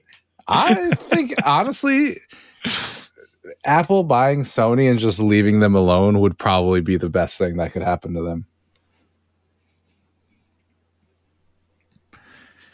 You know, people would riot in the streets people will ride in the streets. Not from games, from tech. People would be like, my Bravia is ruined. I'll never make another good TV. Oh, no, I got a free Apple Plus subscription with my TV? I'm going to cry. My PS Plus came with Apple TV. Now I have to watch C with Jason Samoa. That's not his name. I don't know, man. Jason Samoa.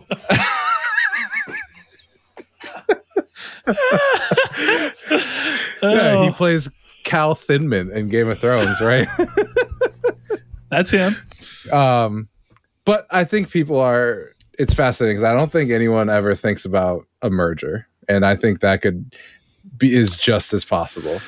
The reason that I think people aren't talking about it in regard to this is that most people don't use the word acquisition when they're talking about something on the scale of a merger, but it's not impossible. No, but the realistic thing is that in a lot of ways, legally, we should never have any leaks or rumors about acquisitions. So 100% true. Straight up truly don't know what they're talking about. So it could be a merger that they're like, yeah, something's happening. I can't tell you, but it's pretty big. And they're like, Sony's buying someone. It's like, no, we're merging with Take-Two. Rockstar's under this banner and they're exclusive to this console, but that kind of stuff could happen. It'll be interesting to see. Next up on the news, one of the big benefits of being a PlayStation 5 early adopter was the addition of the PlayStation Plus collection. The selection was large and of exceeding quality, and sadly, the first domino to fall from the service is also the best game on offer.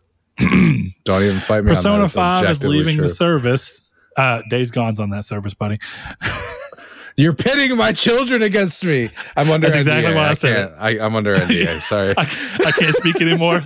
Sorry, NDA. Persona 5 is leaving the service. Whether something Persona 5 Royal, maybe? No. will take its place is up in the air. Like the George Clooney movie. Incredible movie. Incredible movie. One of the most sad comedies I've ever seen. Either way, it's interesting to see. And now that we're seeing some of these contracts seemingly end, I'm wondering how long it'll be before Fallout 4 leaves. I was just thinking, it's fascinating Persona left before Fallout. It really makes you wonder. Here's the thing, though. If Sega knows anything, I'll give them this. Sega understands that they have a diamond. They have just a little diamond in the Atlas and Persona team. Yep. And so I think that they would be aware enough of this to be like, yeah, we'll let you include Persona 5 because Royal's coming and everyone's going to think Royal's better. Yeah. And, of course, we will let you have it, but only for a period of a year and a half or, whatever it be. I could see that. Whereas I could see Bethesda being like, yeah, no one's really buying Fallout 4 much anymore. So you can just have it for 2 years. I doubt it was any longer than that, but it'll be interesting to see. Here's the real question. Is Fallout 3 and Fallout New Vegas on the PS Plus Premium Collection? Because they're on PS Now right now. I can play them right now on my PS5. Oh, that'll be very interesting. I'm not actually sure. Hey, Chris, I'm sending you a picture of what you look like right now, frozen on my screen. It's very cute. There you go. It'll be interesting to see. We'll talk about that here in just a second because it's one of the next things up on the list. What do you think is actually the next game? Because I assume PS Plus collection will keep all first party. There's no reason not to. What third party do you think will fall next? Do you think maybe Monster Hunter World will see a fall off? No, that game. I feel like that game is in the same situation as Fallout 4, where it's like it's kind of just old at this point. I don't see it coming down. Honestly, to me, it's interesting. Hold on, though. Persona 5 is the oldest game on that list. Right. It's also the best game on it. I don't know. But I'm just throwing it out there. That Persona 5 was a cross-gen PS3, PS4 game. For sure. But like I said, it wouldn't surprise me if next week or in June they were like, oh, also we're adding Persona 5 Royal to the Plus collection. It wouldn't surprise me, but I doubt it. I don't think that they would be pulling Persona 5 now. I think if anything, Sony would do this 1-2 punch of, hey, here's Persona 5 tomorrow. Oh, look at that. We replaced Persona 5 with Persona 5 Royal. Happy birthday. Yeah, but that decision's probably not up to Sony. But that's true. Making sure everyone knows what's coming off the service is up to Sony and their responsibility. So, yeah. So we'll see. It was more interesting to me that when they first announced the PlayStation Plus collection, it seemed like it was going to be something that rotated games in and out. But as so far, we've seen more than a year without these games changing at all. So now that we're seeing them change, is it just the PS Plus collection falling apart? Clearly that can't be the case because it's been confirmed that despite all the new stuff happening with PS Plus, the PS Plus collection will still stay for all PS Plus subscribers who own a PS5.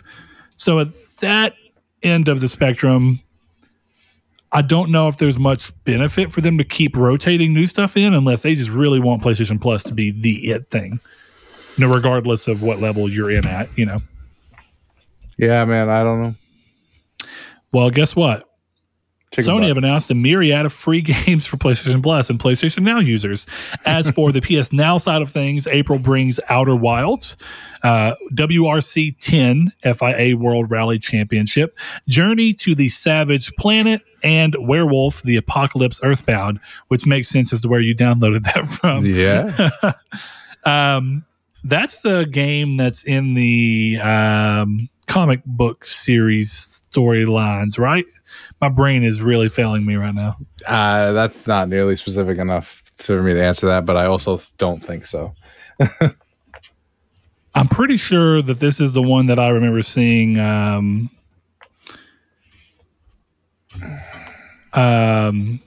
might be thinking of the ACG review. Yes, he did review it. He gave it a bad score. Yeah, part of the larger World of Darkness series. Gotcha. It's a tabletop game series. That's cool. I like those. And this is a video game adaptation of that. PlayStation Plus users can download Slay the Spire, SpongeBob Battle for Bikini Bottom Rehydrated, and Hood Outlaws and Legends. Here's something. No matter what keeps happening with games with gold, it seems like everybody's just given up on it being anything good.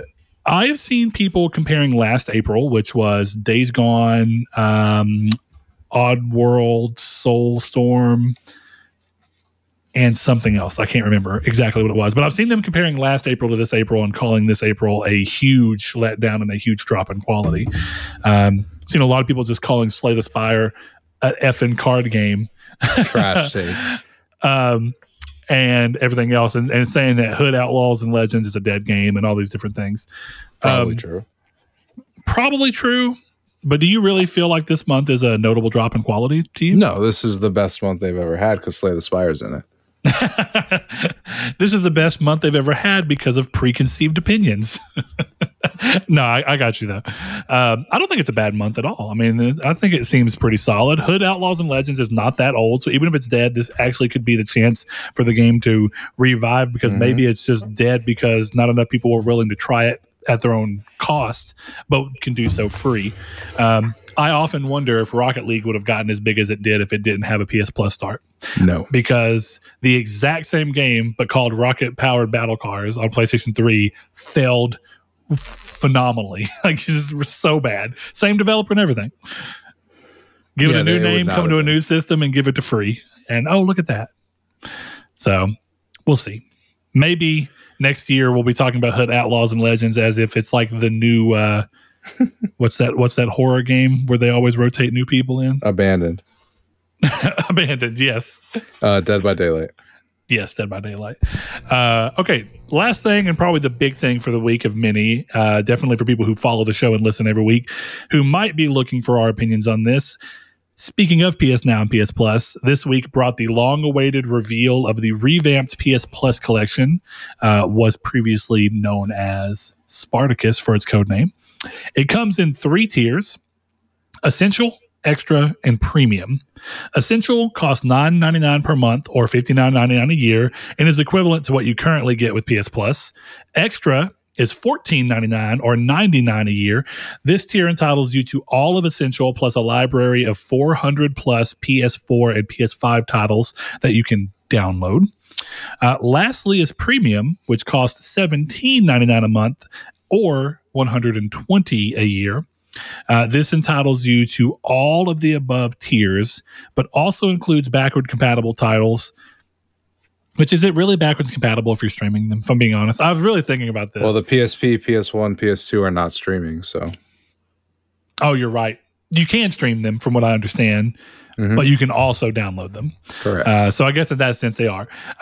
So yeah, they includes backwards compatible titles from PSP, PS1, PS2 for download and streaming for PS3 games. The new set of subscriptions start in June. Something important to note here, not that it's going to be easy to find because people have been doing it for days now.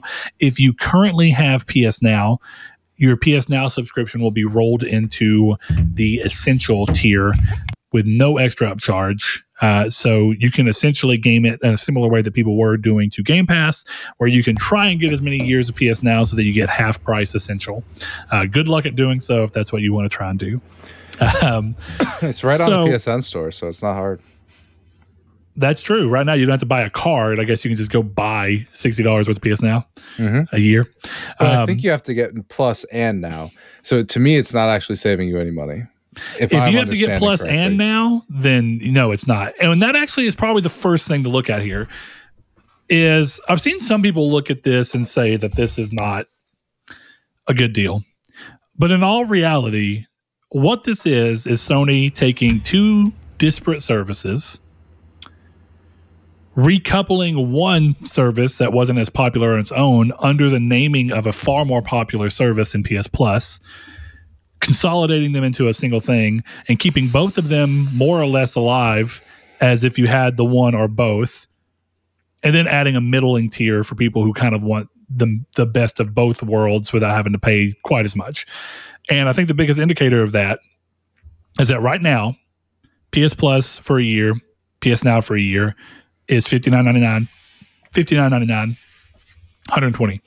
That's exactly the pricing here for a year. A lot of people immediately wanted to compare this to Game Pass, and I think that there's probably a meaty conversation to be had about that.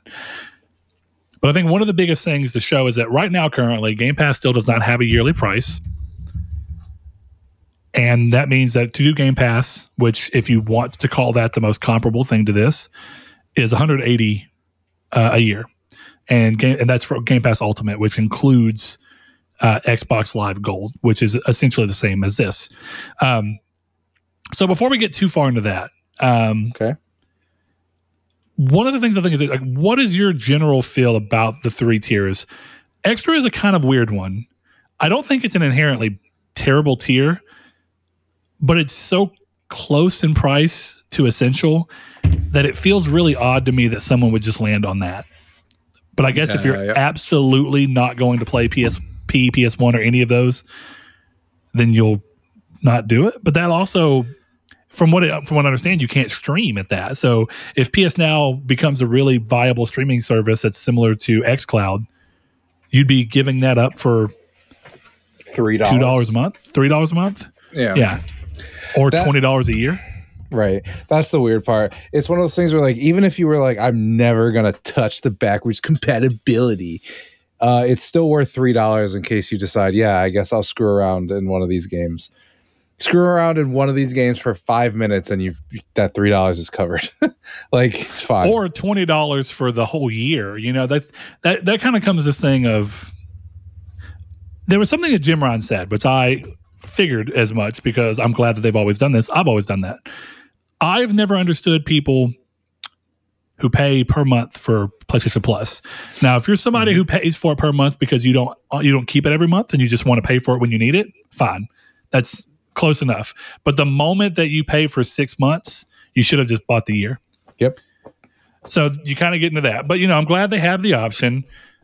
But I really appreciate the idea of a year because it goes towards that idea of, like, we're going to try and find a way to bring you in under this umbrella in a palatable way. And I really wish Game Pass would have had a year to buy it because I think it's far easier to buy these things in a year at a time. And honestly, if it would have been easy for me to buy a year of Game Pass at a discounted price and not just $180, if I could have bought a year of Game Pass for $120, guess what?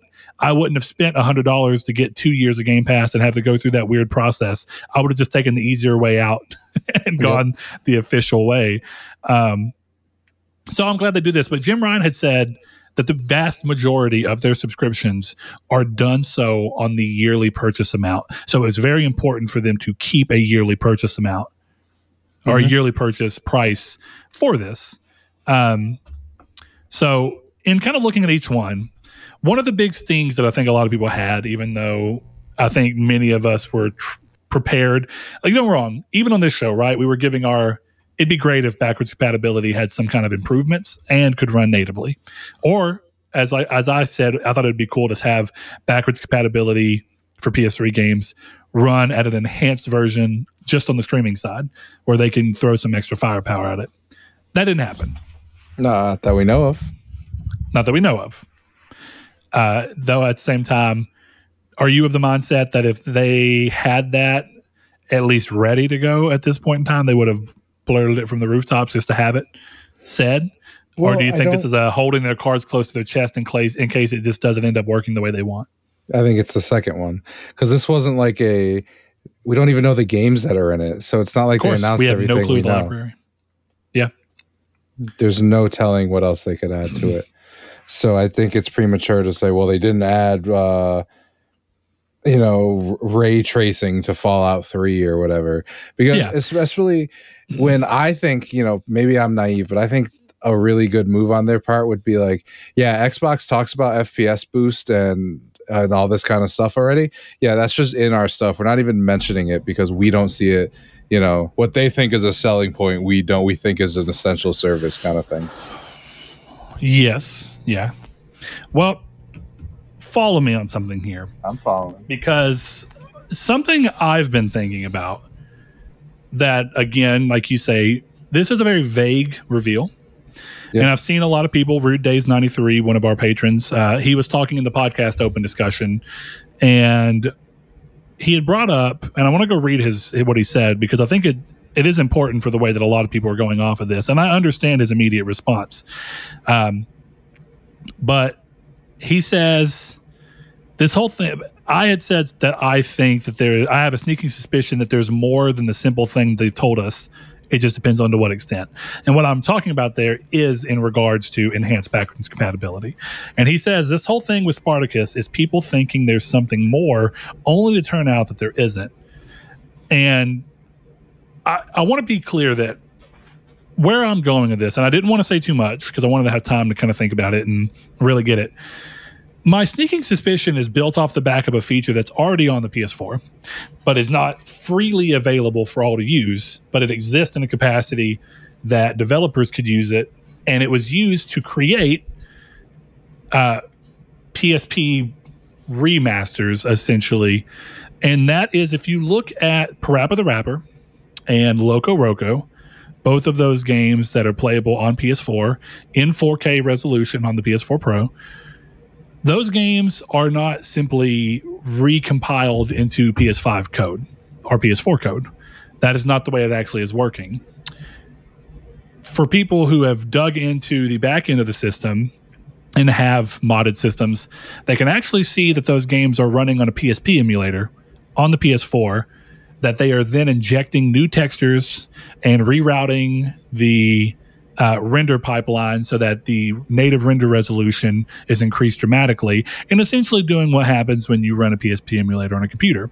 You can play games like Final Fantasy Crisis Core at 4K, and it just starts to fall apart when you get to cutscenes they can't scale because they were cutscenes made for 240p that look terrible in 4K. But where I'm getting at with this is I think it'd be really easy for them at this point to leverage that tech and just say PSP games that you can play here, and then it'd be just as easy to say PS1 and PS2 emulators are doing the same thing, can run at native 4K by means of us just having an emulator that reroutes it, and just we're not doing anything else to the game, but by nature of more powerful hardware, you're going to have typically a more stable frame rate than you did when you played these games on their original systems, and you're going to have them at a resolution that's fitting of this system in these current modern displays that use them.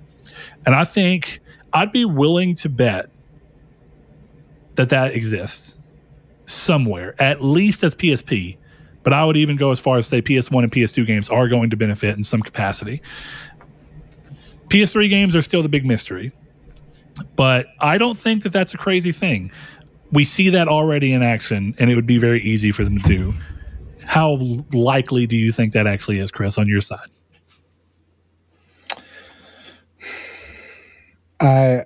It's hard because I think it's just as likely as it is unnecessary, if that makes any sense.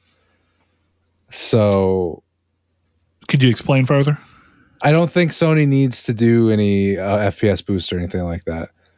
Well, I won't call it FPS boost, and that's why FPS boost would be different. And actually, a go-to example, Sonic Adventure DX Director's Cut on GameCube ran at 60 frames per second. The original Dreamcast release did not. It ran at 30. By pushing the game to 60 frames per second, but not actually going back in and rechanging any of the video game's logic, animations took place twice as quick as they were supposed to because they weren't slowed to account for 60 frames. And so there was a boss fight that was incredibly hard on the GameCube version, but not on the not on the Dreamcast version, because the enemy would go invisible, or basically invisible where you couldn't damage them. You can only damage them when you could see them, but they would only flash and be visible for like a half a second and then go back down because their internal logic was still set to 30 frames per second. It creates issues and quality control that you wouldn't want to have to deal with. But just rerouting a rendering pipeline and saying, all we're doing here is giving you a native resolution increase because we're just telling the pixels to produce at this actual resolution. We're not bumping any of the textures. We're not doing anything like that. It's essentially not too far off from how Xbox was able to do with Red Dead Redemption 1 on Xbox One, where the game ran at 4K. They didn't improve any of the textures, any of the frame rate, anything. It was just the game being rendered in 4K. I don't think it's a really hard thing for them to do, and part of that comes to they didn't specify that any of these PSP, PS1, PS2 games were exclusive to PS5. PS4 already has this feature built in, and they've used it to make new releases of remastered games. But those games were also, they ended up injecting newer textures, better textures to make the game look more modern. I think there's a middle ground that could be reasonable and would make this $17.99 a month or $120 a year suddenly be worth more than it currently was if you bought both PS Now and PS Plus. Yeah. I don't know. I hope they do it. I don't have faith, and I'm kind of just resigned to just playing the games the way they are. I don't think it's a bad thing. If that's worst case scenario, it's better that they have the options at all. The bigger question with PSP, PS1, PS2, what's that library? How big is it? That. How diverse is it? Tell me if there's trophies in the goddamn games. I'll tell you right now, the only way I'm playing any of them is if there's trophies. I know it's dumb. That's the only way I'm even touching it. Honestly, at least on console side, I'm not going to play PSP games because if I'm not going to get trophies for them anyway, I'll just play them on my Vita. That's exactly where I replayed Resistance Retribution, where I replayed Final Fantasy VII Crisis Core. If I want to replay a game, I'll just do it in the handheld because it's going to look better. It's going to be, I can do it while watching TV. Most of those games, if I want to focus on them, I can. It doesn't make sense to take up my PlayStation to do it there. No. But if they let me play Resistance Retribution at 4K, even at the original 30 frames per second, I'm down. Yeah. And I think if you let me play Siphon Filter Logan Shadow, I'd play it. Yeah. And I think there's 4K. Something to be said about the console just doing stuff like this on its own. Like it'll just make games better just playing on it. So for all we know, that's just what they're going to do. They're going to be like, yeah, these games had open frame rates because that's how we built the games back then, and they'll run at 60. They'll run at 2,000 FPS if you want. That could always be the thing. Yeah. The console just does it. But we need to know more about PS Premium before I can really make much determination. Because like I said, in the end, if they tell me there's no trophies, it just doesn't even matter. I don't have any interest in playing old-ass games outside of the novelty of occasionally playing an old-ass game. You give me like Simpsons Hit and Run. Yeah, I'm going to play that for a day. but it's probably that day, and I don't know if I'm going to pay the $120 a month for the one day I decide to play Sims Hit and Run. You know? Yeah, but you're already going to be paying the $120 a month very likely anyway, and therefore if that's something you can just hop in and do, then bam. But that's because I'm stupid. I don't think that a lot of people are going to look at this and be like, okay, there's no boost, there's no trophies, the library is solid but not great, and is it worth $14 extra or whatever it is? Sorry, $8 extra? Probably, but do I want to pay that $8 extra? No. So then they're not going to subscribe. I think Sony needs to do something other than, well, yeah, these games are available, and I think the bare minimum of that to me is trophies. You know, I think that the real thing here comes down to PSP, PS1, PS2. All three of those systems, if the library was actually made of games that are very hard to find and very hard to play any other way, then you have a viable reason to be like, this is why it's worth. Crisis Core is not available digitally anywhere. You can't play it on Vita unless you have a modded one because the game doesn't exist in a digital format. If Sony can work with Square and say, hey, we want to partner with you, get these licenses back up, do whatever it takes, let's get a digital version of Crisis Core finally put out there so we can put it on our service and people can play an all-time great PSP game that many people have not gotten to play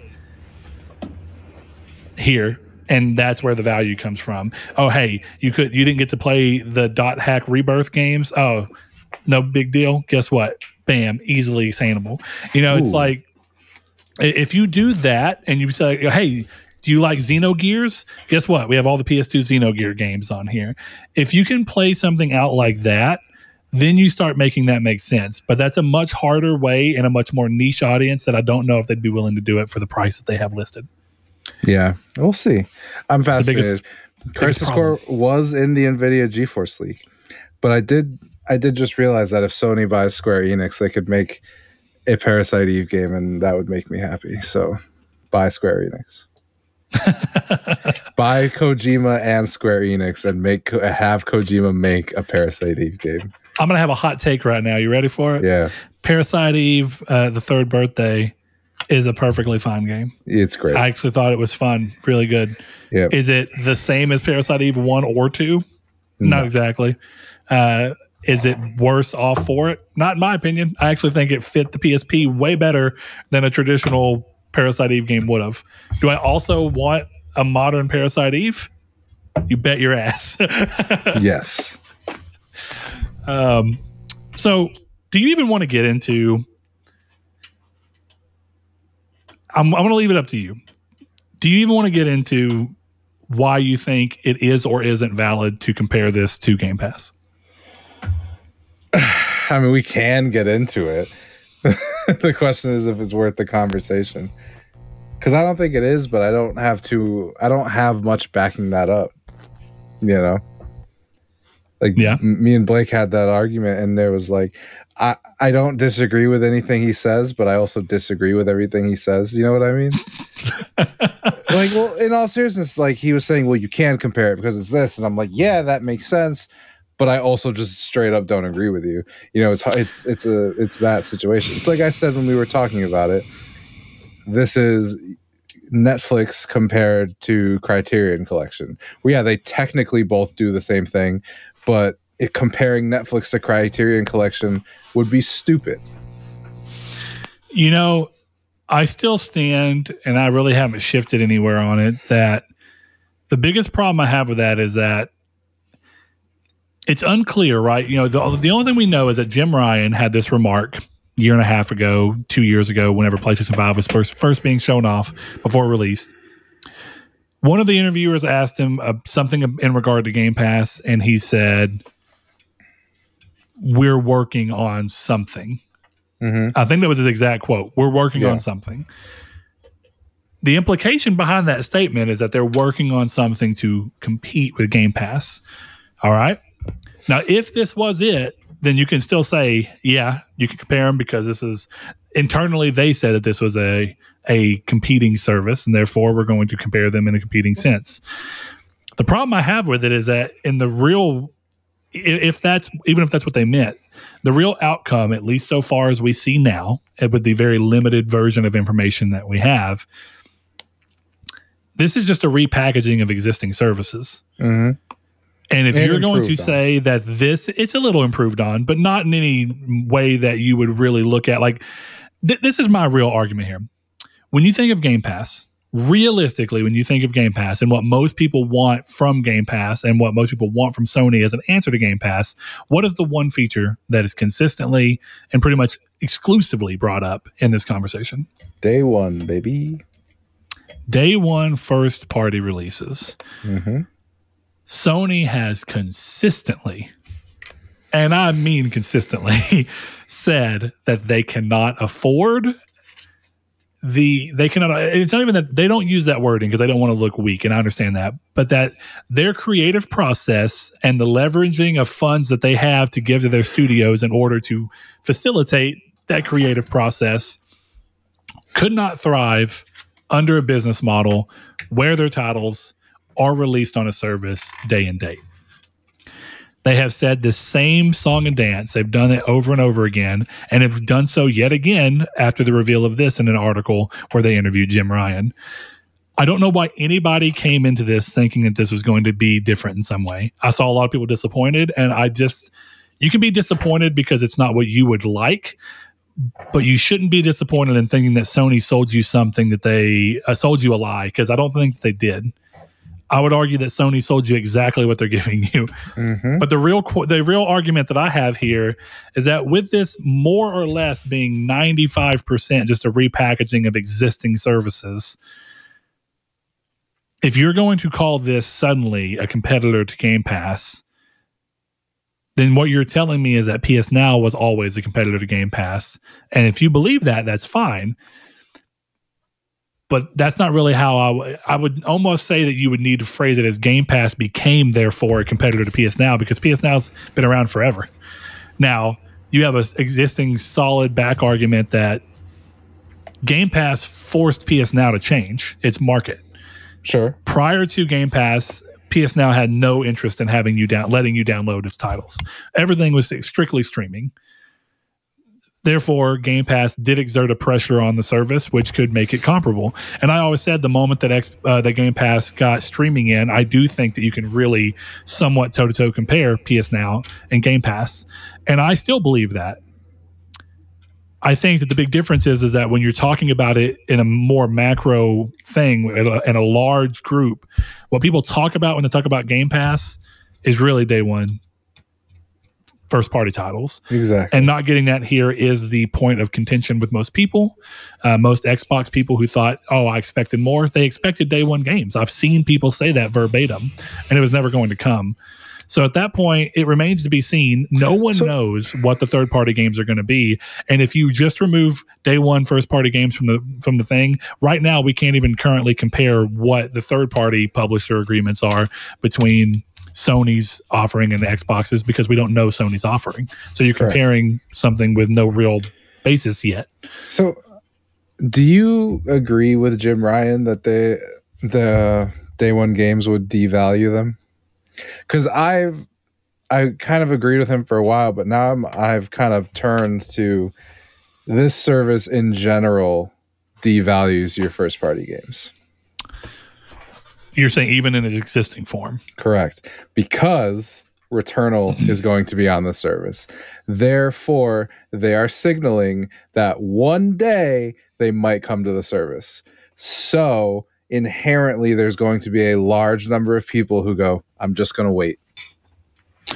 Well, then you have the same argument for PC, correct? To a degree. Now, the difference is that one's a service that's available on there. Also, we hadn't talked about this. One of the most interesting things here is that PS Now, it will not exist on PC anymore, is what it seems like. I didn't know that. No, I thought it will. I'm fairly positive it will. Are they going to suddenly call it PS Plus? I thought they said this would be a PC. If they did, too. That's interesting. I haven't heard it. I could be wrong. You might be right, but I feel like they mentioned PC. If so, it's going to be really interesting to see that one of the ways that they had for PC people to try their games prior to them starting to release them on PC has suddenly been ripped away. Or worst case scenario, it's been doubled in price. Yeah. So you imagine if they're like, this is the same service on PC. You can play Infamous on PC. Can't play it on PS5 natively, but you can play it on PC. It's really interesting. Either way, I want to see, I don't remember him saying specifically devalued. I did remember him saying that the way that they let their people make games and the funds that allow them that flexibility would not be possible with that business model. Is there an exact quote of devalued? I'm looking for it. Just because I'd like to see it in full context. 8 days ago, this says, our games could suffer. This is gamesindustry.biz. If it'll load. Oh, apparently I didn't click.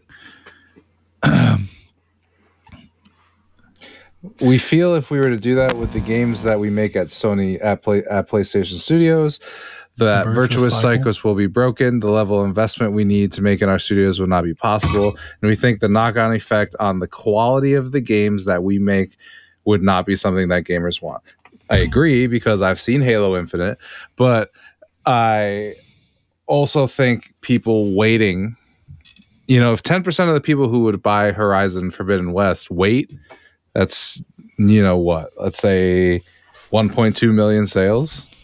Is that maybe that's a drop in the bucket, but it's also inherently devaluing the games just by people waiting to see if they can get it for $17.99 a month. You know what I mean? Yeah. Sure, but then eventually that means people who were going to wait and potentially would have waited anyway are still going to get it, and then people who may not have played it at all might play it and then have a higher chance of... one of the things I think that works about this particular viewpoint of it is that if you add the game later, 1 year, let's call it, Returnal is 1 year, a little more than 1 year by the time the service actually hits. If you look at it that sense, if someone plays Horizon Forbidden West a year after, right, it hits the service, then whatever Horizon 3 ends up being, if they fall in love with that game series because of this service at $17.99 a month, the game still got played and Sony still got your money, even if less. And then you have a chance of being like, I love that game so much, I want to buy the third one day one, when you might have previously not been a customer at all for that game. And so the cycle of that business model makes more sense to me at an easy level. I think it's more palatable than looking at, we put every single game on there and every single game from day one is available for this very cheap price point. And I think what he says is a really good way of looking at the way Microsoft does it. And it doesn't mean it's inherently bad, but what he's saying is that the vocal part of the PlayStation fan base would not like the quality drop that would happen because of how their investment would have to change to facilitate that business model, because unlike Microsoft, they are not an endless well of cash. And to be able to support this business model, they would have to give less money to these developers, probably be more strict on their deadlines, and release games that aren't necessarily as high quality as they might have been. Clearly, Horizon Forbidden West released with issues, so it's not like they're immune from it. But as you said, a game we both loved, Halo Infinite, we've seen. and the business model didn't help it. We can't say it's exclusively to blame for it. But it feels a little bit like where there's smoke, there's fire. Yeah. And so I think that he words this in a really smart way of setting it up with this idea of, we have a cycle with the studios that we can allow them because of the way we monetize them. And then for people who are not going to buy them within that first year because they don't want to have that FOMO, right? For those people that don't worry about FOMO anyway, will still eventually get their money down the line elsewhere. True. That's fair. That's definitely a fair point. But we'll see. One of the things I thought was most interesting about this is, and I think it's right, cover your own ass, right? He says, quote, the way the world is changing so very quickly at the moment, nothing is forever, end quote. Beginning next quote. Who would have said even 4 years ago that you would see AAA PlayStation IPs being published on PC? We started the last year with Horizon Zero Dawn, then Days Gone, and now God of War, a hugely polished and accomplished PC version of that game. We've had great critical success and commercial success, and everybody has made their peace with that happening and is completely at ease with it. I look back 4 years and think nobody would have seen that coming. So I don't want to cast anything in stone at this stage. All I'm talking today is the approach we're taking in the short term. The way our publishing model works now, it doesn't make any sense. But things can change very quickly in this industry, as we all know. He left it open. to where if they ever decide that they would lose enough of their fan base, should they not give into day one first party games, that they could then swing their business model that direction. Well, I'm also fairly positive that he's leaving it open so that when Last of Us Factions is a day one PS Plus premium game, he doesn't look like he lied. It's true. And it depends, right? He never really goes through and clarifies, but I think he really is talking about their AAA level single player games that PlayStation's known for. I would almost argue that a game like The Last of Us Factions being day one on that service would make significantly more sense. It's an inherently online title. Exactly. It requires PS Plus to play.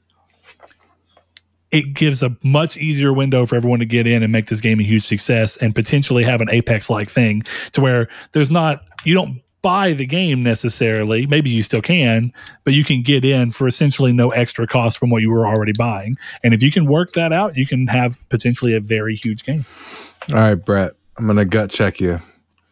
April 2023 comes around. We're all getting excited for the new release of MLB 23, the show. Is it on PlayStation Premium? They have to, right? I don't know. I've actually been thinking about this since MLB rolled around and is yet again on Game Pass. Uh-huh. They have to. I don't know. I feel like they have to do it. What I'm curious about, genuinely curious about, Sony is the publisher for MLB The Show. Yeah. Do they not have, as the publisher of this game, do they not have the ability to say, we are publishing this game, we have agreed to not lose the licensing deal, that we will allow this game, we will publish this game on other platforms so that there's no monopoly necessarily, or whatever you want to call it? I don't understand why Sony either is allowing and saying, you're going to throw us a bunch of money, fine, we'll give it to you Game Pass day one, or why they can't refuse that. It's a very big question to me. I don't know enough about licenses, definitely for something like sports leagues, and that's a name license more than I think it is anything. I don't know if you couldn't have the teams in there if you don't have the MLB's blessing. I don't know enough about that. You could not. The reason I say that is, and maybe it's different because soccer is such a larger sport, is that FIFA and whatever the hell the new version of Konami is, not PES. I don't know what it's called anymore. It's soccer something. Soccer. Soccer, F2P. Either way, I know that EA is kicking around the idea of dropping the FIFA branding to the curb because they don't need it. Mm-hmm. Is what they're acting like. So in that sense, I'm very curious as to why Sony couldn't have just said no. Well, or if they were given that opportunity and just said, yeah, we'll take $20 million from Microsoft. I don't know. I think to your point, I think allowing your own published game to be put on someone else's platform day and date on their subscription service, but nothing similar on your own, is devaluing your own game on your own platform. Exactly. Technically. Well, I don't know, because that question has always been something I've thought about. Like, the MLB came and tried to strong arm Sony. And if I was Sony, I would have been like, okay, then you don't get an MLB game. Make it yourself. We saw how RBI baseball turned out. Good luck.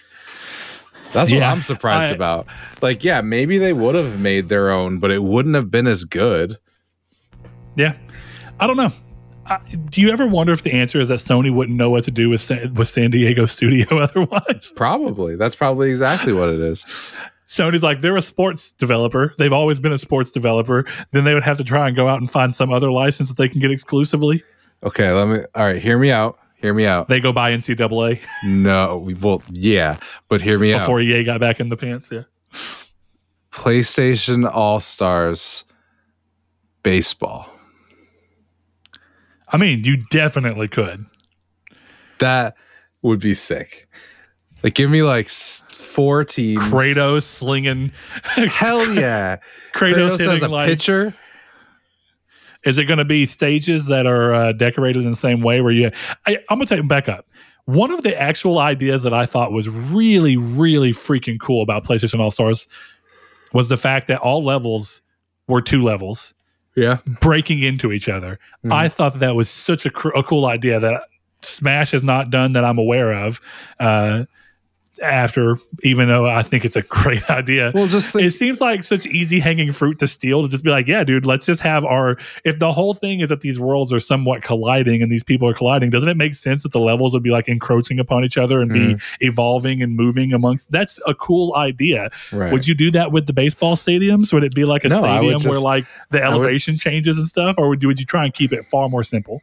I would keep it simple, but I would just be like, okay, this one takes this stadium is in Last of Us 2 Seattle, and this stadium is in Hades. That'd be really cool. It's like really broken down. Yeah, like this stadium is in New Marais, and this stadium is in, I don't know, Liberty City, or whatever it is, and this stadium is in the boat in the middle of the sea where you have your illegal black site of military operatives that you've kidnapped, like all this kind of stuff. Like there would be a lot of cool stuff to do.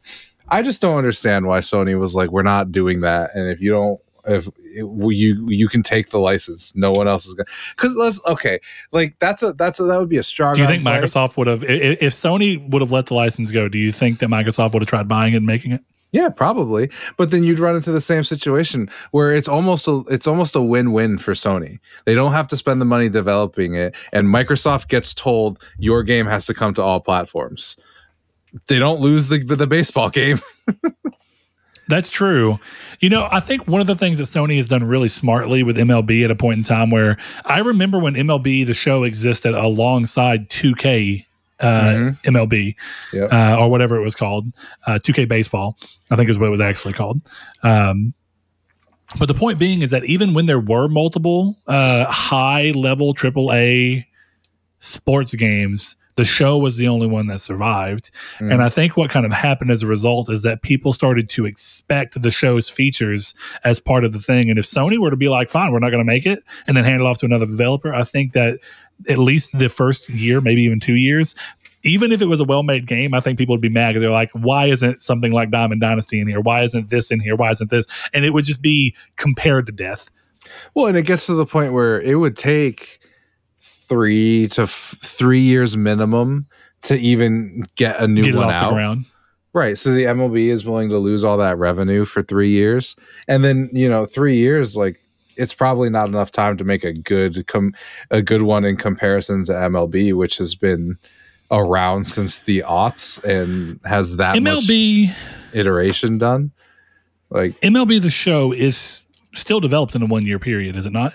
Yeah, or is it? Do they bounce between teams? This is a genuine curiosity. It's a 1 year thing, but they iterate on the old game every time. So all I was trying to say, and I don't know if I was clear, you have to build a foundation. Exactly, you have to build the game before, and that would take a couple of years.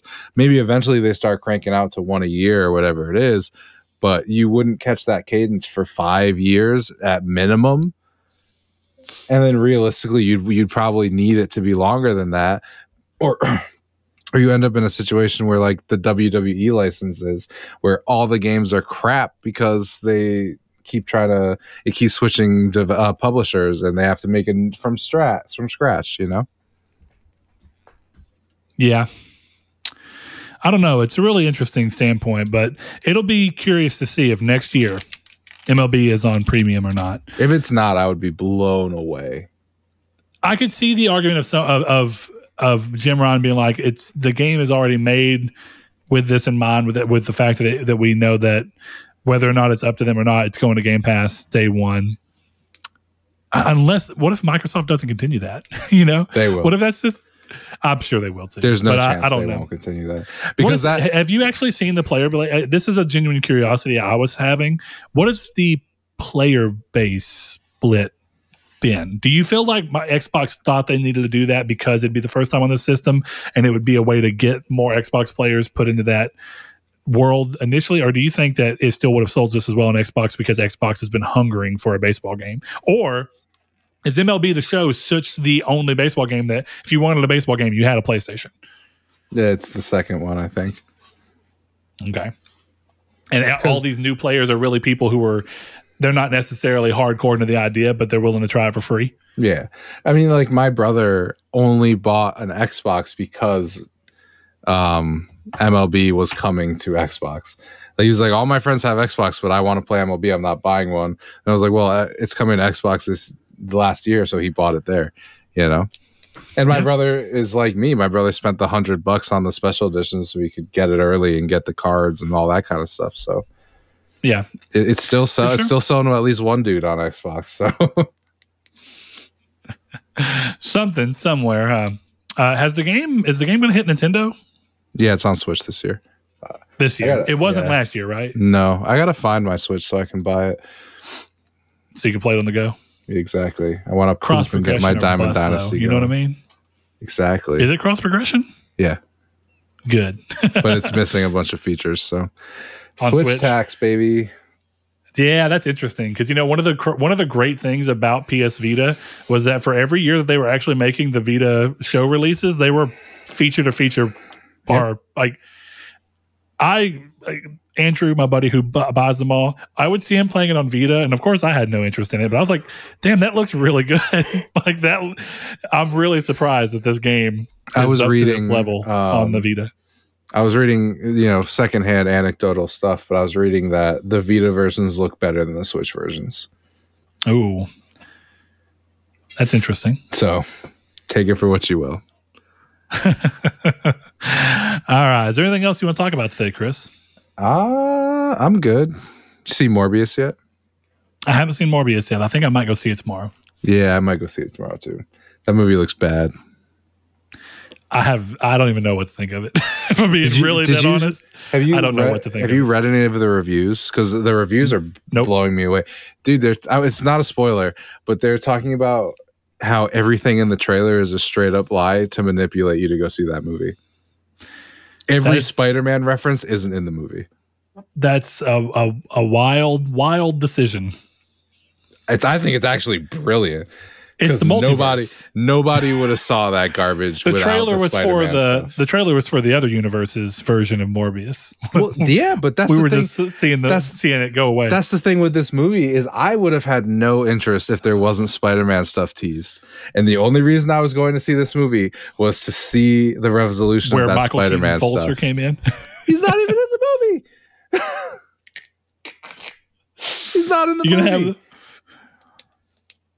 It's insane. What's more weird is why film that, but then not put it in the movie. Well, it's in the movie, but it's not in the main portion of the movie, if that makes sense. It's post-credits. It's a post-credits. That makes sense. So it's like, what do you do? Like the Spider-Man murderer picture isn't there. The Oscorp building's not there. None of it. All deleted, only to manipulate you into being interested in a garbage Jared Leto movie. We'll see how it ends up. I'm going to see it because I'm seeing it for free. Yeah. So I'm going to see it because I have to see it. I have to know. Exactly. But who knows? I might go see Dog instead. That movie looks really good. Dog. That's the one with Channing Tatum. Yeah, with Tatum. Yeah. I don't know why I said it that way. Channing Tatum. Chris, community's take. I think this one makes sense to be. What is your unfiltered take on the new PS Plus tier setup? Right? We could do that, or we could do what is your unfiltered take on Morbius? It's a dual communities take. Yes, dual communities take. Let's talk about Morbius. If you watch Morbius, please give us your breakdown of your unfiltered opinion. And if you just, you know what, don't even wait for the post. Just feel free to find somewhere. Join the Discord and go into the movies discussion and tell us how bad it is there. Yeah. No, we'll see. Here's the thing. I don't hope it's a bad movie. I do. Not because let me back up. My hope for it is that regardless of its quality, it's fun enough to watch like Venom and Venom 2 are. Right. I would never look someone in the eye and call Venom 1 or Venom 2 great movies, but I enjoyed watching them. Yeah, I remember I tweeted the other day, there was this guy who did a thing. It was like, what's the worst superhero movie? And they had Venom in there. And I was like, or what's the best bad superhero movie? And they had Venom in there. And I was kind of like, I guess Venom, but this is like being like, who's the biggest villain in the MCU? And then you put the Punisher. It's like, maybe in like some iteration he's a villain, but he's not really. Like the Venom movies are not bad. The Venom movies are fun. They're bad, They are bad. I was saying, they're great. They're to fun. Watch. They're entertaining. You watch them and Let Me Be Carnage like, was a great time. Yeah, great time. 90 minutes on the dot. Perfect movie. Tom Hardy talking to himself. Knew what to do. Venom doing karaoke and eating people for no reason. It's perfect. It is borderline Twilight level good. And Twilight is a top tier. Like, it's ridiculous, but I had a great time watching it. You know, and I think most of the effects work in those are pretty good. Surprisingly, yeah. And I'm just saying, like, the MCU. My hope is that Morbius is that. If Morbius can be something that I don't leave going, wow, that's a great movie, which I don't expect at all, but I can leave going, I had a fun time watching that, then I'm happy. If I leave and I am kind of like I was, I don't want to say, because I don't be too hard. Uncharted was kind of like, I'm not sure why I watched this. Like, it wasn't bad at all. I really liked that movie. But I didn't think it was good either. And I was surprised that I was bored because I thought, much like you, worst case scenario, Uncharted will just be fun. And then whenever I was actively bored, I said, this is not good that I am actively bored in a movie that I thought nothing else would be fun. I really don't see why you didn't like it as much as you did. I thought that movie was entertaining through and through. I would go watch a sequel if that helps you go through there. But yeah, we'll see how it ends up going. Chris, if you do go watch Morbius tomorrow, enjoy it. It's the best I can give you. I'll certainly give that a try. No problem. Also, while we're talking about bad superhero movies, everyone needs to remember that Ben Affleck's Daredevil exists. It does, but Ben Affleck's Batman also exists, so I feel like it kind of cancels each other out. Fair enough. All right, but more importantly, if we're really going to get into the thick of it, Elektra exists. Oh yeah, Elektra's bad. And Catwoman exists. Catwoman. And don't get me wrong, I don't. My mean here is not to just pick two female-led superhero movies and call them bad because they're females. That's not the case. They're bad movies that sadly just happen to include females. Dude, Halle Berry's Catwoman is one of the stupidest movies I have ever seen. Yeah, but it does have a pretty good basketball scene. Oh my God, all those cuts. I will tell you though, if they would have made an entire movie of the Catwoman from Batman Forever, I think. No, it's not. Is it Forever? It's Keaton's. It's Michelle. Yeah, you're right. It is, dude. That is so dumb that if they would have stretched that out into an entire movie, so you fall out a window and get licked by a bunch of cats. I wish that the new Batman was a little bit more campy with Catwoman. I really like that she was badass just because I get tired of seeing her be so dumb. I'm not saying she can't be badass. You did have Anne Hathaway, who was a perfectly fine Catwoman, but she had to deal with Christian Bale yelling at her like a maniac to where you can't even understand this man. So, you know. Christian Bale is a bad Batman. Sorry to break it to you. The love affair with Dark Knight needs to end. It is an all right movie. As I told someone the other day, objectively, in terms of being Batman, being Bruce Wayne, and everything about it, I think Batman Begins is the best one of the three. Yes. But The Dark Knight, despite how bad I think Christian Bale's Batman is in that movie, is carried by far more interesting people elsewhere, is the savior. That's what it is. I think I know that's a hot take. I'm probably just 80% of that movie spewed sucks. all over the screen yelling at me. And look, the thing is, I enjoy The Dark Knight. I'd go watch it right now. I still stand by Christian Bale's Batman getting objectively worse with each movie. Yeah. The Joker is the best part of The Dark Knight, and the Joker is only in 20 minutes of that movie. So you cannot call a 2.5 hour, right? That movie's long. Where only 20 minutes of it is good, a good movie. At least not a classic top 5 all time. No, get out of here. That movie is a 6 at best with 10 out of 10 moments. It's been very interesting seeing people call the new Batman, not a lot of people, but call the new Batman bad because it's not enough like Christian Bale's Batman. And that's dumb because Robert Pattinson's Batman is actually close to Batman.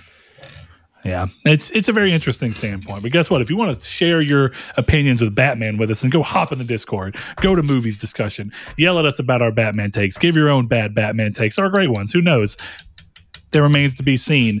Anyway, you can always join us, like I said, over on Twitter at TriangleSQRD, where we ask the community's take question every week and get you guys to respond on it so that you can be part of the show.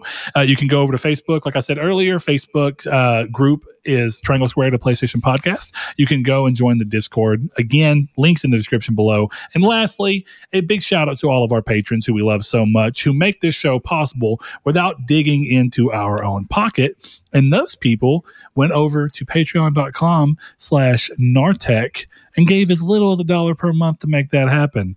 That's pretty dang cool. Hey, Brian, if you're listening to this show, I don't know who you are, Brian. Hey, Brian. Hey, I see you become Brian. a patron. Did you know that? Yeah. What's up? If you're listening to this show on a podcast service that has reviews, you can review our show and let people know if it's worth it. Oh, you can tell them that we wouldn't shut up. But guess what, guys? You decided to plug reviews and ratings on the episode we shit on The Dark Knight. That's smart. We got spicy in here, but guess what? We have a new patron this week, and his name is Bruce Wayne? Lechion69. So thank you for being a new patron. We appreciate it greatly. Then we also have the Lord Corgi, Salvador Garcia, Hamadegger, Bailey Robertson, Rob Wartpoint, Mark Schutz, Cypher Primus, Jason Clendenning, Kyle Grimm, Rude Days 93, Joshua Lago, Kevin Bacon Bits, Luke Rabbit, Danny Villalobos, Solitary Red, Jehudi MD, Sean, Josh Ayers, Derek Porter, Constantly Kenny, Matthew Green, Sean Santarud, Salazar, Shadowist, and my name is Dan. Thank all of you, and we'll see you next week.